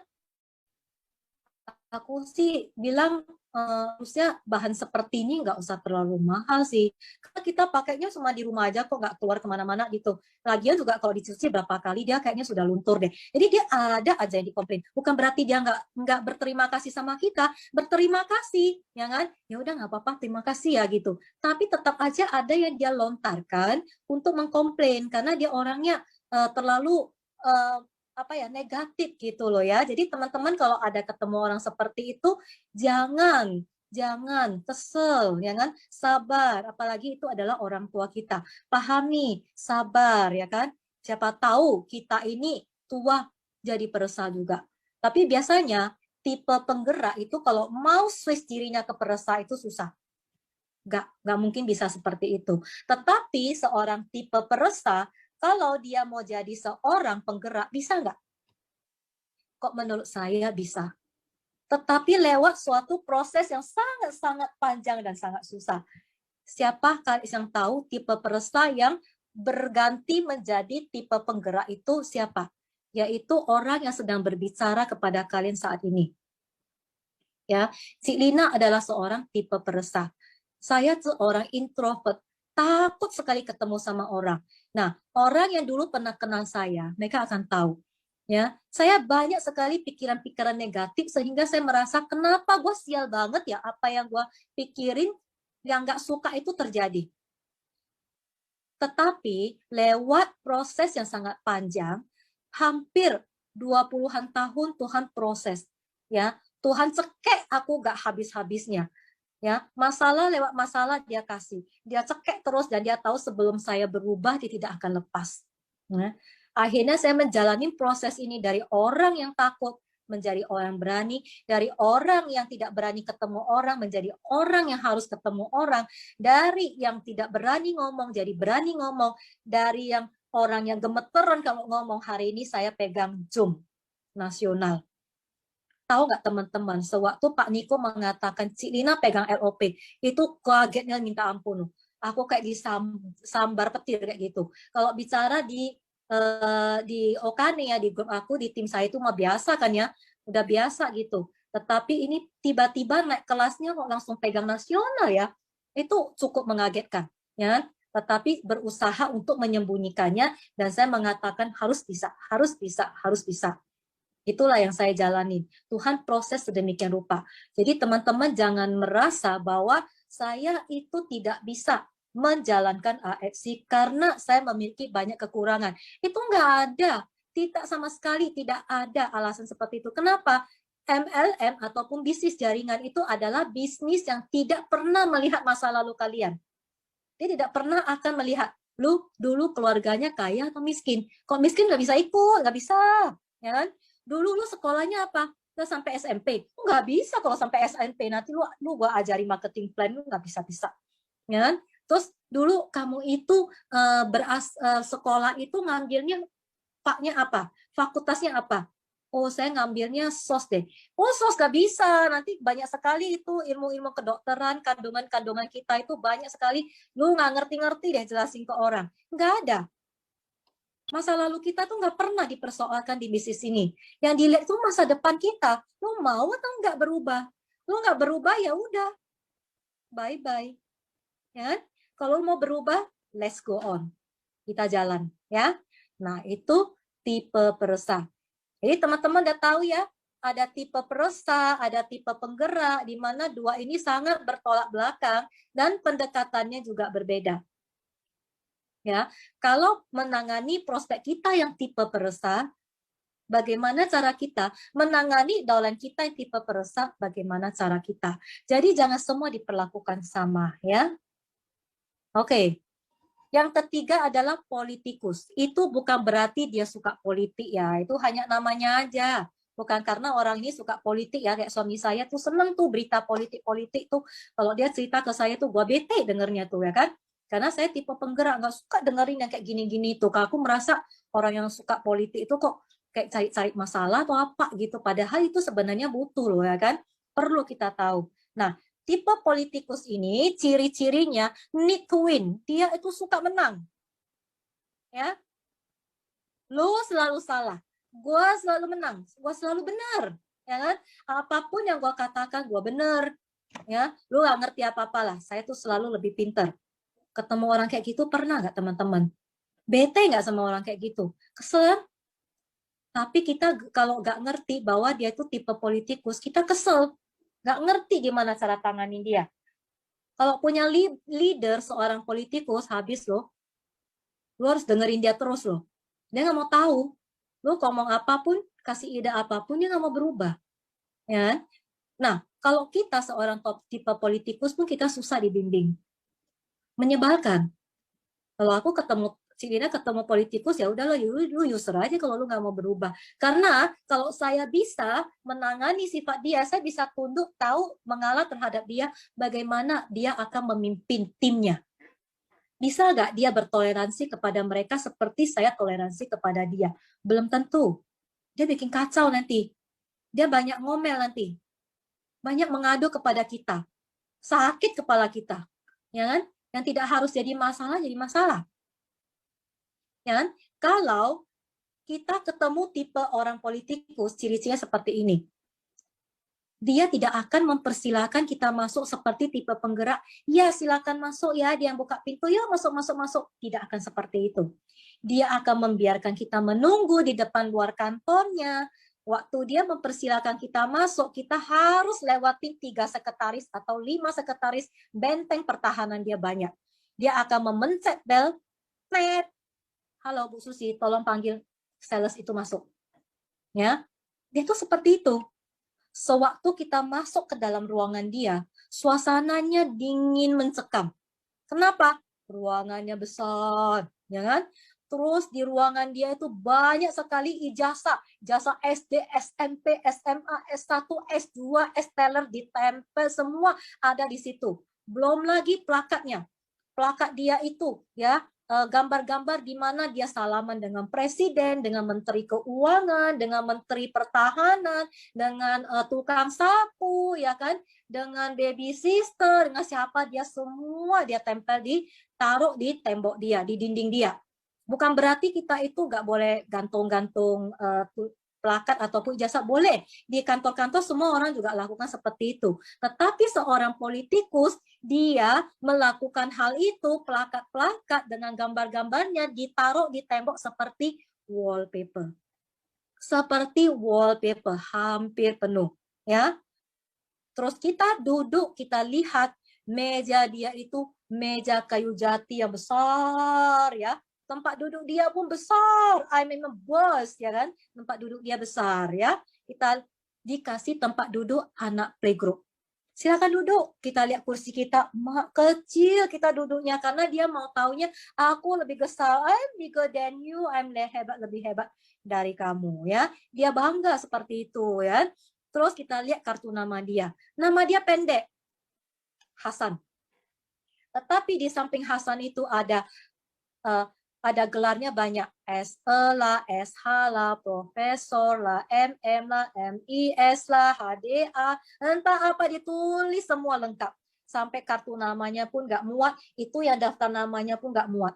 Ya kan? Tetapi kita tidak boleh komplain, kita nggak boleh ngomong, Bu, kartu namanya panjang kali ya gelarnya ya Bu ya. Kayaknya susah ya Bu cetak ini, biayanya besar ya Bu ya. Nggak boleh gitu, dia nggak suka. Ya, kita harus tanya dia, wow Bu, Ibu gelarnya SH. Tahun berapa Ibu SH? Tahun berapa Ibu tamat? Ya, sekitar 1974. Iya Bu, tahun 1974 tuh gua masih sekolah loh Bu. Belum kuliah di tahun seperti itu ya. Jarang orang yang sudah sekolahnya tamatan SH loh. Bapak tamatan SH-nya di luar negeri ya? Iyalah di luar negeri. Memang tamatan daripada Cipete. Gitu kan? Ya, jadi dia itu nggak mau kalau kita itu mengecilkan dia. Orang seperti ini, ya, saya jadi lupa. Dia selalu benar dan kita selalu salah. Jangan ditentang. Nggak apa-apa teman-teman. Kadang-kadang kita butuh untuk mengalah untuk menang ya. Nggak semua orang bisa melakukan itu. Saya tahu teman-teman susah melakukan itu, tetapi kita ngerti sifat orang itu seperti itu ya. Kita harus mengalah bukan berarti kita mengalah kita rugi kan? Ya enggak ya. Pembawaan dia dingin, kita pun jangan melakukan dengan bahwa kita itu juga seperti dia itu dingin. Wah, ya kan? Gue juga gitu loh. Waktu dia pamer, lu tahu nggak Pak? Gue tamatan dari universitas sini. Gue sekolahnya orang 4 tahun, gue setahun udah tamat loh. Gitu kan? Nah, lu jangan bilang, wah 1 tahun apa udah tamat? Ya, iya sama, gue juga nggak sampai setahun, setengah tahun gue udah tamat. Ya udah, dia akan pencet bel, bilang sama sekretarisnya, Bu Susi, tolong, dia udah selesai, persilahkan dia keluar. Repot kan kalau udah begitu kan? Nah, jadi teman-teman yang begitu, dengerin aja apa yang dia ngomong, gak ada salahnya kita dengerinnya, numpangkan telinga kita. Nah, dekorasi ruangan mencekam. Itu tipe-tipenya. Kalau semua tipe ini ada ciri-cirinya, itu 100% dia politikus. Kalau hanya ada 1 atau 2, itu tidak mencerminkan dia 100% politikus, ya. Terus, power grazing. Ya, suka sekali dipuji. Orang kayak gini lu pujilah dia, lu angkat dia setinggi mungkin sampai dia itu tidak menginjak lantai. Udah gampang kita closing dia, ya. Cara atasinya, polis egonya. Kalau dia orangnya ego, lu polis dia. Polis egonya gimana? Cara polisnya. Pak, saya lihat Bapak ya, dari tadi itu gambar Bapak bersalaman dengan Menteri Kesehatan, ada Menteri Keuangan, kayaknya Bapak pergaulannya cukup besar, banyak ketemu orang-orang penting. Oh iya dong, iya. Wah itu ya, orangnya itu setiap hari ada ketemu sama orang yang jabatannya tinggi. Oh gitu ya Pak ya. Nah, kalau Bapak saya lihat juga orangnya penuh kasih juga loh Pak. Nyatanya Bapak juga foto sama tukang sapam, ada tukang kebun. Oh iya, mereka itu kan juga perlu dihargai. Saya orangnya kan juga memang harus memperhatikan yang lemah. Oh, Bapak hebat loh. Jarang loh seseorang yang kedudukannya seperti Bapak ya. Udah tinggi kedudukannya, pendidikannya tinggi, masih memperhatikan orang yang derajatnya rendah. Dia makin terangkat, makin nggak nginjak lantai kan. Makin senang hatinya kan, makin berbunga-bunga kan. Terus kita bilang lagi, tapi Pak ya, orang sepenting Bapak ini ya Bapak harus loh Pak jaga badan ya kan, terutama di masa pandemi ini. Soalnya gini Pak, kalau Bapak sampai sakit, banyak sekali orang dirugikan. Kehilangan satu Bapak ya gitu, Bapak nggak masuk kerja aja semua orang kayaknya ada deh yang kurang gitu. Iyalah, orang semua masalah kan harus tanya gua. Kalau nggak tanya saya, mereka malah bisa semuanya. Harus tanya saya. Wah, makin nggak nginjak lantai, ya kan? Makin terbang dia. Nah, Pak, produk kita ini bagus, Pak. Sudah banyak loh yang menjaga kesehatan dengan produk ini. Tahu nggak, Bapak? Saya hari ini spesial datang, ya kan? Menginformasikan produk ini kepada Bapak karena produk ini saya tahu, saya care sama Bapak, saya perhatian sekali sama Bapak, saya mau Bapak sehat dan bisa bekerja dengan maksimal ya. Produk ini Bapak kalau taruh di kantor, orang kalau datang, orang akan lihat, ih Pak, produk ini keren kali loh Pak, sekarang lagi booming loh Pak loh, keren produk ini bagus sekali produk ini. Bapak kan juga bangga kan, nggak beli produk yang abal-abal kan, produk yang bagus. Lu polis egonya itu sampai dia nggak bisa nginjak lantai. Ya, nah kalau kita tulis proposal kepada orang ini, orang politikus, namanya jangan tulis kecil-kecil, ya. Terus kalau tulis namanya, titelnya yang panjang itu kayak kereta api itu semua harus ditulis. Namanya jangan kecil, besarin, ya. Namanya dibesarin. Terus kalau perlu dikasih font yang gede, contohnya 30, ya fontnya. Terus dikasih warna-warni. Warna menyolok. Waktu dia baca, ih hebat. Nama gua ditonjolkan. Aduh, enak kali baca ya nama gua nih ya. Ada gelarnya panjang. Ih asik kali. Oh ya udah oke, gua terima nih syarat proposalnya. Oke tadi lu bilang gimana? Udah lah nggak usah cerita panjang lebar lagi. Gua beli dah 2 kotak, ya kan? Oke, ini proposal nih, gua seneng. Oke. Betul ya teman-teman ya. Tapi ya mungkin semua cara-cara yang Cina ceritakan itu tidak 100% berhasil, tetapi bisa juga berhasil. Kalau teman-teman tidak mempraktekkannya, hanya dengan cara yang itu aja lebih nggak berhasil lagi. Ya, kagumin dia. Ini tadi sudah saya ceritain, kagumin dia. Jangan dibantu ya, jangan dibantah. Demikian juga kalau kita punya orang tua tipe politikus, jangan dibantah. Kalau kita punya suami tipe politikus, jangan dibantah. Semakin kamu bisa angkat suamimu, dompet dia, uangnya makin mengalir ke kamu. Ya, nah demikian juga kalau kalian punya teman ataupun partner kerja tipe politikus, sabarlah sama dia, ya kan? Sabar gitu. Nah, kita itu harus banyak sabar. Tapi kalau aku sih, Cik Rina sih, saya nggak mau deh punya calon yang seperti ini. Saya tuh sangat pemilih loh.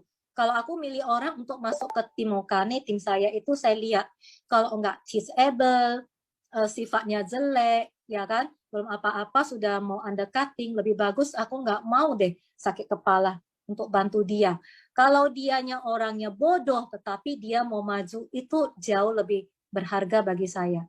Benar, karena bisnis saya itu bukan bisnis yang kayak tempat sampah ya, siapapun boleh masuk. Kayak saya pilih partner kerja, saya pilih karyawan saya pun saya pilihnya yang bagus. Nggak apa-apa saya jalannya pelan, saya pilihnya. Tetapi kalau itu semua orang yang bisa disable, duplikasinya benar, itu saya bangga.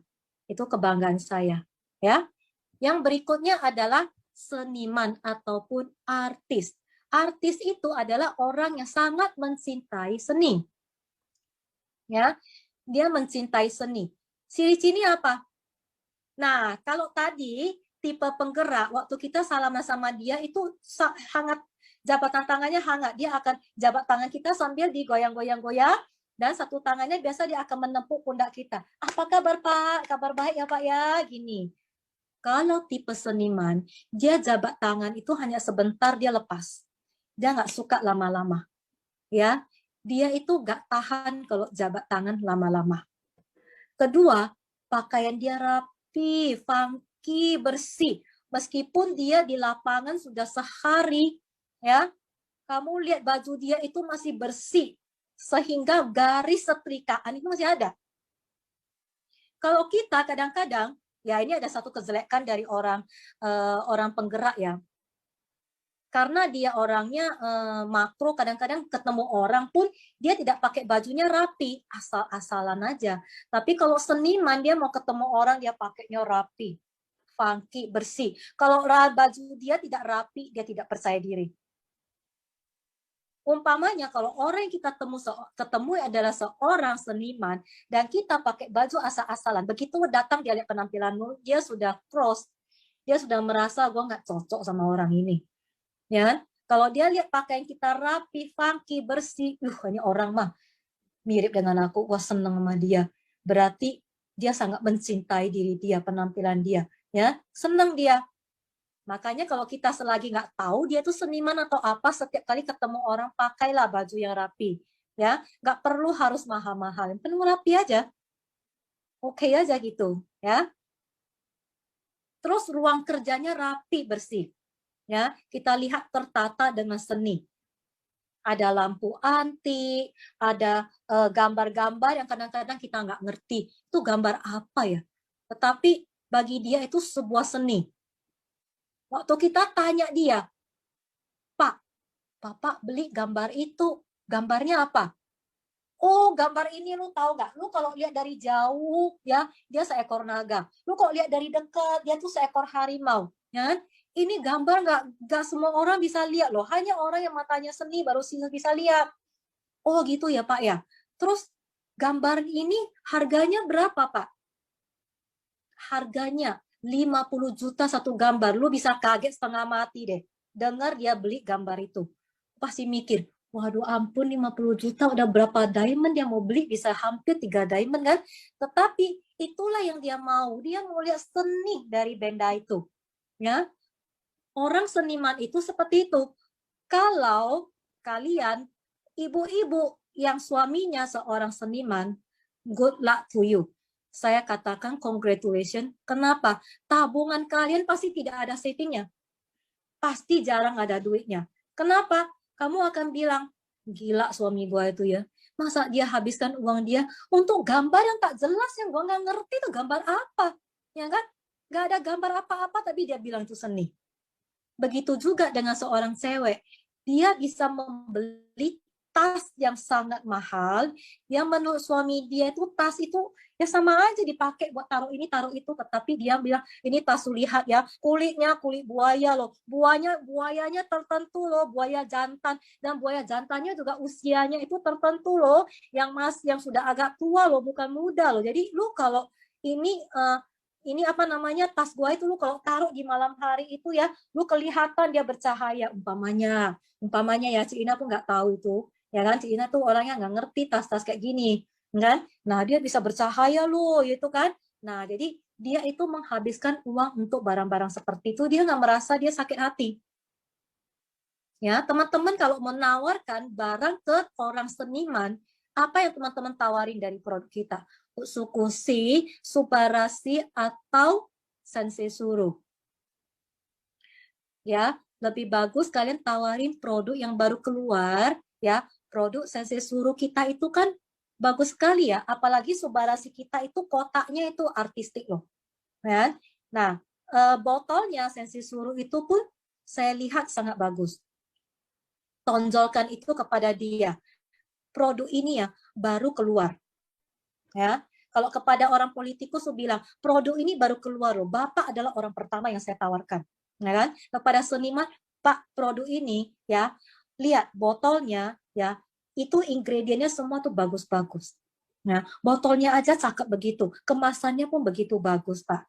Produk ini kalau harganya murah saya curiga, Pak. Ya kan? Ini harga sangat cocok dengan kemasannya, dan Papa lihat seninya. Datang dari sana itu udah dikemas dengan bagus. Ya, semuanya sudah dikemas dengan bagus. Jarang loh ada orang kotak seperti itu. Jangan coba-coba kalian tawarin produk yang kemasannya itu asal-asalan aja, ada yang udah penyet sini, udah penyet sana. Dia nggak peduli, dia nggak mau. Harga bagi orang seniman tidak masalah, yang penting dia sudah tertarik. Dia udah tertarik, kalian udah gampang. Ya, dia suka hal kreatif, seperti yang tadi saya bilang, semakin kreatif suatu barang, dia makin tertarik. Itu. Terus, dia orang yang sebenarnya, ini terbalik, dia orangnya adalah introvert, ya, bukan extrovert. Biasanya ini terjadi sama orang-orang kayak bintang film. Mereka tuh sebenarnya orang introvert, bukan extrovert. Ini salah ketik ya, saya terbalik. Nah, setelah dia syuting film selesai, biasanya ada bintang film yang tidak suka diwawancarai atau di mana karena dia merasa nggak nyaman, ya. Dan dia itu mau balik kembali ke alam introvert dia sendiri. Tadi orang yang penggerak, kalau kita bicara sama dia, kita tuh selalu mau bercerita tentang keluarga dia, dan kita tatap matanya. Kalau sama orang seniman, tatapan mata itu dia nggak gitu suka. Jadi jangan dikau menatap matanya itu lama-lama. Dia udah nggak suka natap mata kita, dia tidak untuk melihat ke arah yang berbeda. Kamu langsung tempat duduk lagi, lihatin mata dia lagi, lihatin muka dia lagi, dia nggak seneng. Karena dia merasa apa? Mataku adalah jendela hatiku. Nanti kamu tahu semua apa isi hatiku dari mataku, ya kan? Nah, terus jangan tanyakin banyak masalah keluarga dia. Bukan dia orangnya nggak suka gitu, bukan dia sombong, tapi dia merasa itu privasi yang harus dijaga. Jadi beda ya dengan penggerak. Dengan orang seniman itu begitu kita datang, kita basa-basinya jangan terlalu banyak. Ya, basi-basi sedikit, udah kita sudah mulai masuk ke topiknya ya. Oke, dia nggak suka eye contact, benar. Tadi udah saya ceritain. Menghargai privasi ya, barusan tadi saya ceritain. Oke, bagaimana tangani orang seniman? Penanganannya jangan terlalu banyak tanya tentang dirinya. He feel uncomfortable ya, dia nggak tenang, dia merasa nggak nyaman. Ya, bukan dia sombong, tapi itulah diri dia. Ya, orang seniman ini berpikirnya ke dalam. Teman-teman, kita sebagai orang sales, sewaktu kita prospek orang, kita mengajak dia ngomong, kalau dia diam tidak menjawab, bagi kita itu kayaknya gimana gitu loh ya, kayak kartu mati, ngerti nggak? Ya, lebih bagus lu cerita deh panjang lebar ke gue. Jadi saya itu merasa ngerti deh apa yang bisa saya dapat dari kamu, saya bisa FORM kamu. Tetapi kalau dianya diam, berpikirnya ke dalam, itu kita susah sekali FORM dia, korek rahasia dari dia. Sehingga kita susah menebaknya. dia berpikirnya ke dalam seperti ini, dia berpikir sendiri. Ya, nah kalau tipe penggerak dia akan memberikan ide kepada kita. Menurut saya ya, saya kayaknya kalau sama Usukushi lebih cocok deh, karena aku ada ini deh sedikit asam lambung dan agak jerawatan muka saya. Bagaimana menurut kamu? Gitu loh kan? Nah kalau tipe peresah dia akan bilang apa peresah? Ya menurut kamu itu tadi kan kamu ngomong ya ini bagus buat saya, ya udah gua ambil ini ya gitu kan. Kalau tipe politikus ya udah gua tadi udah bilang saya lebih cocok dengan produk ini, gua ambil ini aja. Ya. Nah, kalau tipe seniman dia akan berpikir diam. Nah, kita itu kalau lihat orang berpikir diam, kita akan bilang, "Pak, produk ini bagus loh, Pak." Ya, untuk melancarkan payudara. Oh iya iya iya. Ya ya ya. Dia diam. Sebenarnya dia lagi diam itu dia berpikir, saya itu sebenarnya sakit mak saya lebih dulu disembuhin atau peredaran daya saya. Dia berpikir begitu, tiba-tiba kan karena kita lihat dia diam, kita ngomong lagi, Pak, Bapak juga bisa loh, ini loh nanti waktu bayar itu saya bisa antar ke rumah langsung, gak apa-apa, free ongkir. Oke. Ya, nah dia mulai lagi berpikir. Waktu dia berpikir, dia mulai lagi membangun semua yang dia berpikir itu. Terus belum selesai, kalian timpali lagi. Pak, nanti Bapak kalau udah member, ya Bapak bisa dapat cashback loh segala macam. Ya. Jadi kita kelihatannya kok dia jengkel kayak gitu loh. Padahal dia bukan jengkel. Dia merasa diganggu dengan pikiran dia. Ya, jadi kalau orang begini dia lagi berpikir, biarkan dia berpikir. Kita tanya dia, Pak Usukushi sama Subarasi itu bagus. Bapak mau ambil yang mana? Dia berpikir, biarkan dia berpikir. Sampai dia mengeluarkan suara, baru kita jawab. Ya, jangan diinterupsi. Beda gitu. Ya, saya pernah nih ketemu dengan orang seniman, salah satu dari tim saya itu ada orang seniman juga. Kan? Nah, dia juga pakaiannya necis. Kadang-kadang dia kalau berpikir, dia berpikir ke dalam. Pernah sekali suruh dia presentasi untuk pegang LOP di tim, dia bilang, Cik Lina, saya butuh tempat yang sepi, sunyi, saya ingin mengadakan LOP sendiri di dalam hati. Gitu ya, gua kaget. Gua bilang, oke. Boleh kamu lakukan. Kamu cari tempat yang sepi aja. Nggak masalah. Dan saya izinkan dia melakukannya. Orangnya memang seperti itu. Jadi mau bagaimana? Ya, ada tipe orang seperti itu. Nah, dia lebih utamakan mutu daripada harga. Gitu ya. Jadi teman-teman tanganinya tahu ya, bagaimana menawarkan produk kita dari segi mana, bagaimana kita membuka pembicaraan, bagaimana kita berbicara dengan dia. Tangani downline ataupun partner kerja kita yang seniman pun kalian harus tahu ya, bagaimana menangani. Dia itu harus dikasih tahu kalau kita lihat dia ketemu orang selalu berpakaian necis atau apa, ya kita jangan komplain, itu memang kelebihan dari dia, ya. Itu kelebihan dia. Ya is okay. Jangan bilang lu tuh boros banget sih, ada uang dikit lu udah beli baju, ngapain sih beli baju mahal-mahal? Udah itu aja sederhana, yang penting oke aja. Ketemu orang gak usah kayak gini. Gak usah seperti itu, ya kan? Nah, terus gua dari tadi ngajarin lu nggak pernah ya ngomong lu bisa atau enggak gitu loh. Sebenarnya lu ngerti atau kagak gitu. Jangan diganggu, biarkan aja dia berpikir. Hargai apa yang dia pikirkan, ya. Gitu. Terus kita sampai kepada tipe insinyur. Sebentar ya, aku minum.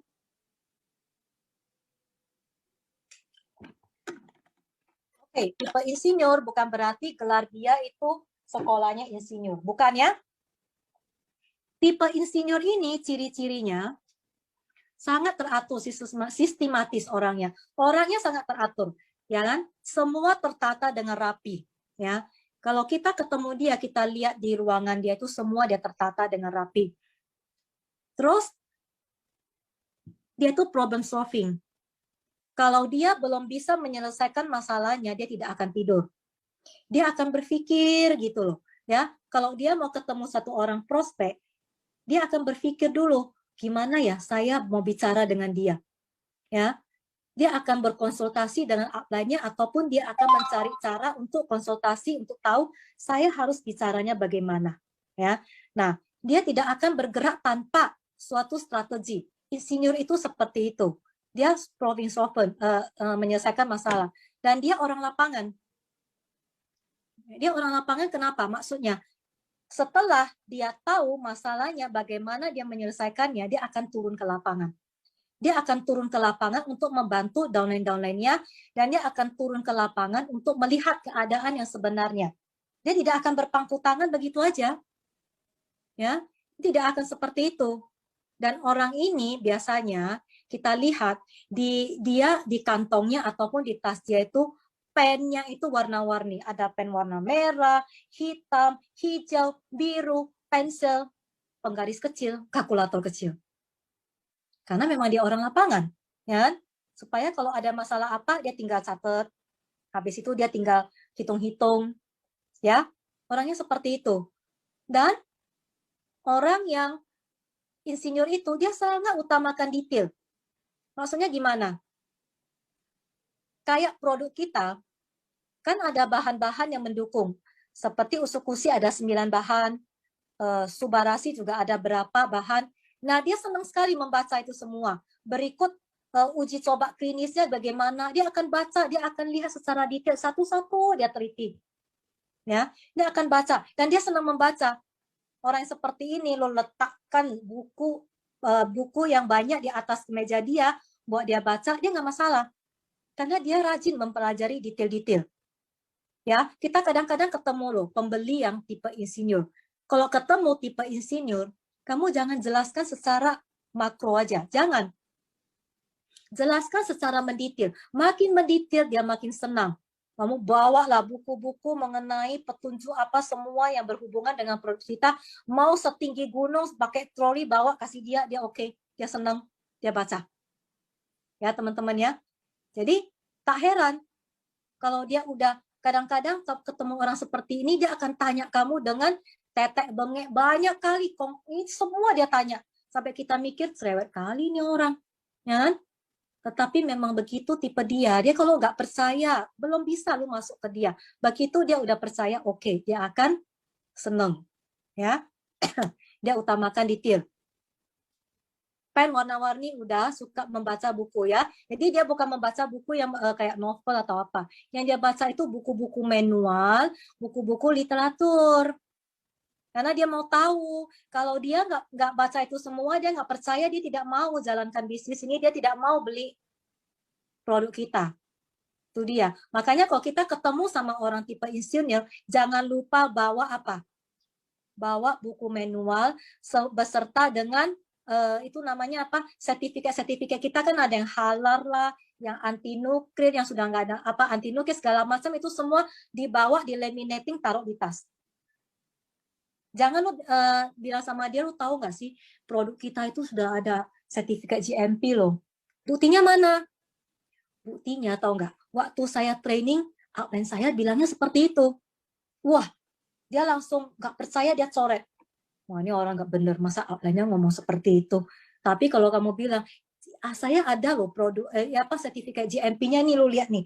Buktinya ini loh, dikeluarkan tahun sekian, ya kan sama ini GMP nggak gampang loh, dikeluarinnya gini, kasih, sambil elus-elus jenggotnya, is okay, bener ini, pinter dia, nggak seperti sales yang kemarin, ngomongnya bahwa dia diajarin di LOP seperti itu, ya seperti itu dia ngomongnya, ini dia bisa menjelaskannya, luar biasa, gua maulah. Nah, masalahnya di sini, kadang-kadang kita tidak menguasai produk, ya. Bagaimana penanganannya? Ketemu orang insinyur, jangan datang mendadak. Kalau sama penggerak, sama peresah, sama tipe politikus is okay, ya. Tipe seniman juga is okay. Sama insinyur lu bikin appointment. Dia kesel kalau lu nggak bikin appointment, dia akan bilang gara-gara lu datang semua ini ya planning saya, appointment aku berantakan. Karena tadi kan kita bilang kan, dia orangnya sistematis kan, gitu kan. Ini dia nggak suka. Dan semua dia harus didukung dengan fakta atau bukti. Produk knowledge yang kuat. Kalau tipe penggerak, Masalahnya kita itu tipe penjual ini, orang penjual ini biasanya lebih banyak tipe penggerak.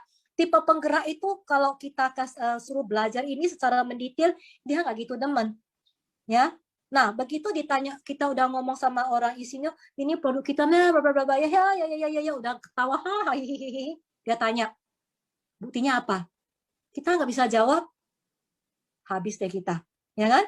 Jadi lebih bagus tipe penggerak itu dia juga seorang tipe insinyur atau dia juga bawa seorang partner kejadian tipe insinyur. Begitu kita ngoseh panjang lebar, ini ya, oh, iya loh Bu, Pak ini udah selesai ngomong, udah enak.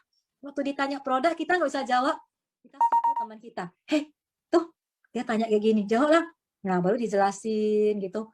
Nah itu dia. Jadi kita harus mengerti ya. Kadang-kadang product knowledge juga harus penting untuk bagi orang insinyur. Tetapi bagi tipe orang penggerak, lu jelasin slide kamu itu dari awal sampai akhir dia malah bete. Ya, harus tahu. Kelemahan orang sales di sini karena tipe penggerak. Oke? Ini yang keenam. Yang keenam itu adalah penggiat. Penggiat ini dia hanya mau tahu material sukses. Dia itu tidak mau tahu apa-apa. Yang penting lu lihat gua dalam hal material itu gua orang sukses. Maksudnya gimana sih ceritanya Cik Dina kok bisa kayak gitu? Ya. Ciri-cirinya utamakan sukses serta materi. Jadi kalau kita tipe penggiat kita lihat dari jauh. Ih keren loh. Si namanya umpamanya Matthew. Si Matthew itu lu lihat tuh dari jauh. Dia pakai tas ya. Tasnya bukan Matthew lah, Bu Inge tuh pakai tas ya, tasnya mereknya Chanel tuh mahal tuh ya kan, ratusan juta tuh ya kan, keren loh Bu, tasnya mahal kali Bu ya kan. Terus dia senyum-senyum, dia bilang, dia sambil nunjuk tasnya, bukan Chanel, Cadel mereknya Cadel, tahu nggak Cadel ya kan. Nah dia selalu memakai barang asli tapi palsu. Cuma dia tidak malu untuk mengatakannya bahwa itu palsu. Kan? Terus saya tunjukkan lagi sepatunya. Lu lihat sepatu gua tuh. Reebok lu. Temannya bilang, hah? Sepatu lu Reebok ya? Gitu aja lu kena tipu. Bukan Reebok. Ebo. Sepatu gua nih Ebo. Tuh kelihatan kayak Reebok kan? Ya kan? Tertipu kan lu kan? Ngapain beli mahal-mahal nih? Seperti yang asli tuh, ya? Lu aja tertipu mata lu, ya? Nah, dia orang seperti itu. Terus lu lihatlah tali pinggang suami gua tuh yang lagi dipakai tuh merek Krokodil. Mahalan Krokodil. Lu kan tahu kan bagus itu, bagus tuh. Ya, iya gila lu. Lu sayang kali sama suami mah. Tali pinggang mahal segitu lu belikin. Itu bukan Krokodil, mereknya Kokomen. Gue belinya cuma Siban. Hah? Cuma 40.000. Gile lu, gak mungkin 40.000. Ya kan? Iya, lu gak percaya. Gue lewat di Tanah Abang lagi lampu merah itu ada yang jual. Dia kasih gue cepet ceng. Gue nawar, potong-potong 50.000. Goban ini gak mau kasih. Gue pura-pura mau jalan, akhirnya Siban dia kasih. Siban lu mas, Siban doang, lu gak percaya. Lu lihat tuh Kokomen, lu deketin dia. Bukan Krokodil, Kokomen gitu loh ya. Nah, orang-orang penggiat ini dia suka aspal tapi nggak malu. Bagi dia yang penting gua punya.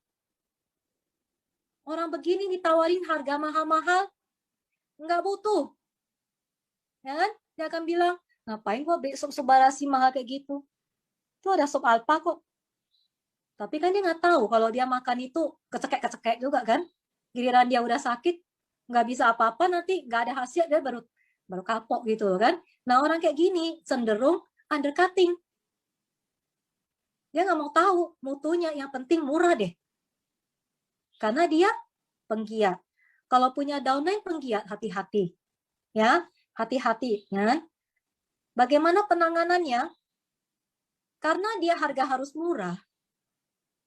Ya, kita nggak seperti kita itu kan, kita nggak bisa kasih dia harga murah kan.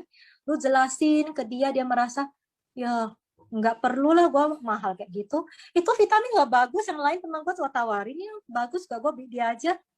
Tuh kan, dia kan orang seperti itu. Nah penanganannya kasihlah hadiah. hadiah yang wajar ya teman-teman, bukan hadiah yang nggak wajar ya, sehingga terjadi undercutting. Contoh hadiah yang wajar, lu beli ini 1 kotak atau 2 kotak ya kan, nanti di rumah saya itu kan gua ada hadiah loh, ya, sebuah hadiah tas cantik untuk istrimu sebagai hadiah perkenalan. Atau kalian tahu besok anaknya mau ulang tahun, ya kamu beliin sebuah mainan buat anaknya ulang tahun ya kan. Jadi dia merasa, oh iya ya, gua beli 2 kotak sama dia, gua dapat hadiah itu ya lumayan gitu kan, sebagai hadiah perkenalan gitu. Nah, penggiat itu seperti itu orangnya.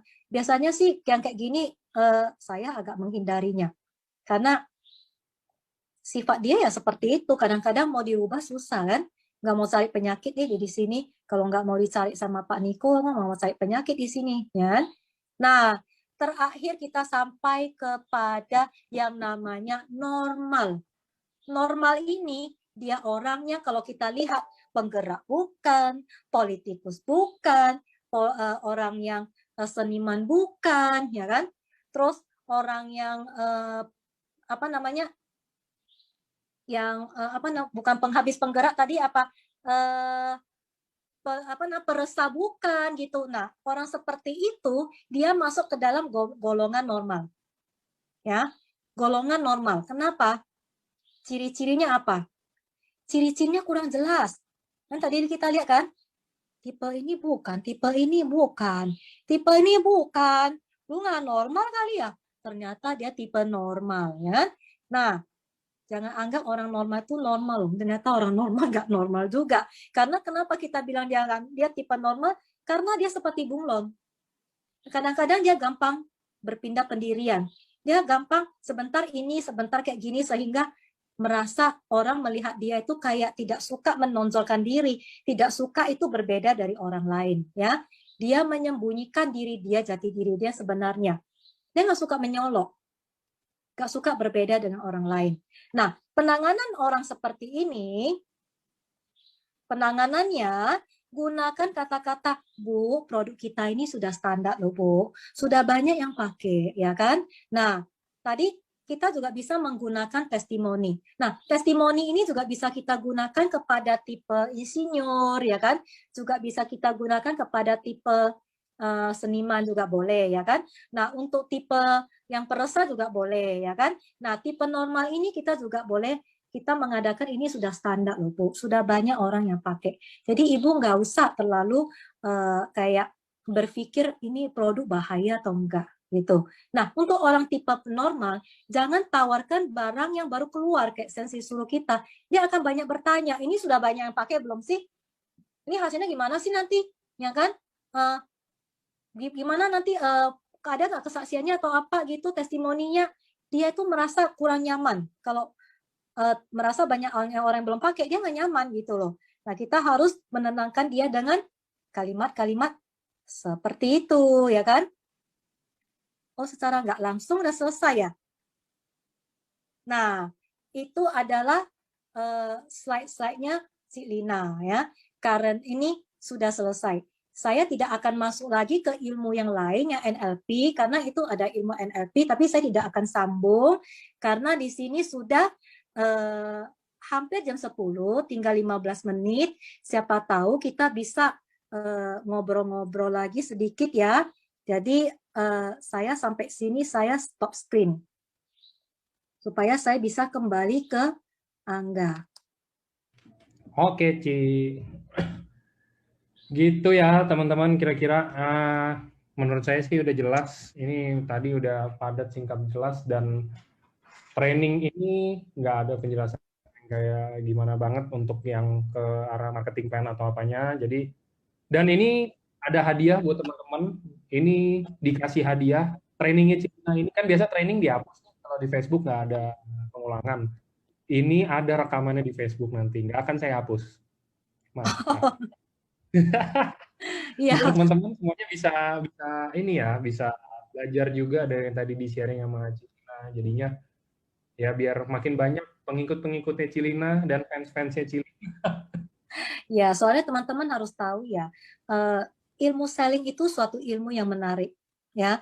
Karena di sini kita mengenal ternyata manusia itu banyak tipenya. Selama ini kita nggak tahu. Kalau kita sudah tahu, kita bisa lebih gampang namanya pendekatan dengan mereka dulu, yaitu ice breaking, ya.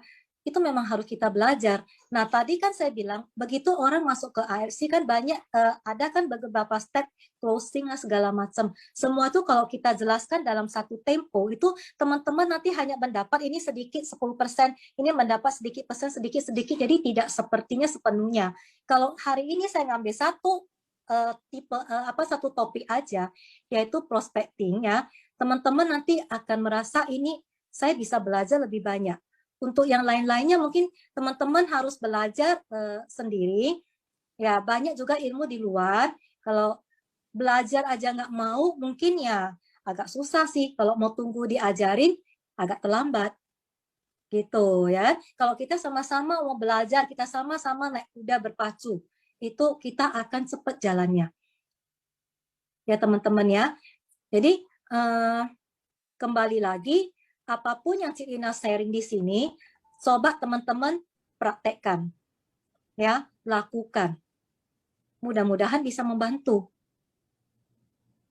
Karena dari tadi kan Cik Lina nggak tahu apa yang teman-teman bisa nyerap atau enggak, ya kan?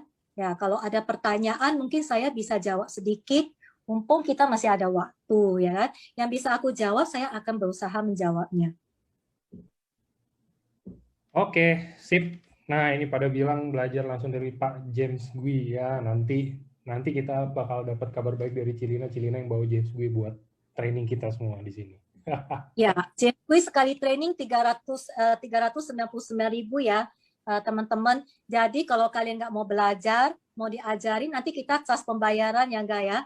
Satu orang 100.000 ya. Terus kita lihat ini ada berapa orang enggak? Ini ada berapa peserta? Tadi sih top skor yang paling ramenya itu, Ci, itu 660-an. Wah, enggak, kita kali deh. 600 orang kita kali 100.000 enggak? 60 juta kita jalan-jalan ya enggak ya? Nggak boleh, Ci, nggak boleh jalan-jalan, ntar masih ada COVID. Soalnya kadang-kadang orang belajar itu harus dipaksa bayar loh, jadi dia menghargai ilmunya. Ya, kalau gratis dia anggapnya nggak penting gitu, bener ya? Ya? Ini bukan kita mata duitan loh, nggak, bukan, ya? Tapi memang mereka harus dipaksa untuk bayar. Kalau enggak, selalu merasa aku tunggu si A yang presentasi, saya tunggu Pak Niko yang presentasi, saya tunggu Pak Budi yang presentasi. Nah, Cik Lina sendiri pribadi banyak belajar sama dan Cik Lina juga ya, yaitu Budi Hartanto. Karena Budi Hartanto itu kalau dia ingin menggali impian orang itu ataupun ingin mengetahui why-nya seseorang itu, dia lebih banyak mengajukan pertanyaan. Ya, dia tidak berceloteh panjang lebar, tapi kembali lagi ada satu ilmu namanya NLP, teman-teman nanti bisa cari di YouTube. Itu adalah Neuro Linguistic Program, di mana kita itu memprogram prospek kita, pikiran dia untuk mengatakan apa yang kita mau. Itu. Ya. Okay. Nah, teman-teman harus belajar ilmu itu juga. Aku lihat itu yang dipakai sama Budi Hartanto. Aku mulai belajar dari sana, ya. Pak Hinggrata NLP, bener. Ternyata teman-teman di sini ada juga ya, suka belajar ya. Mantap. Oke, kalau gitu, thank you Cilina buat malam ini sharingnya keren banget. Thank you juga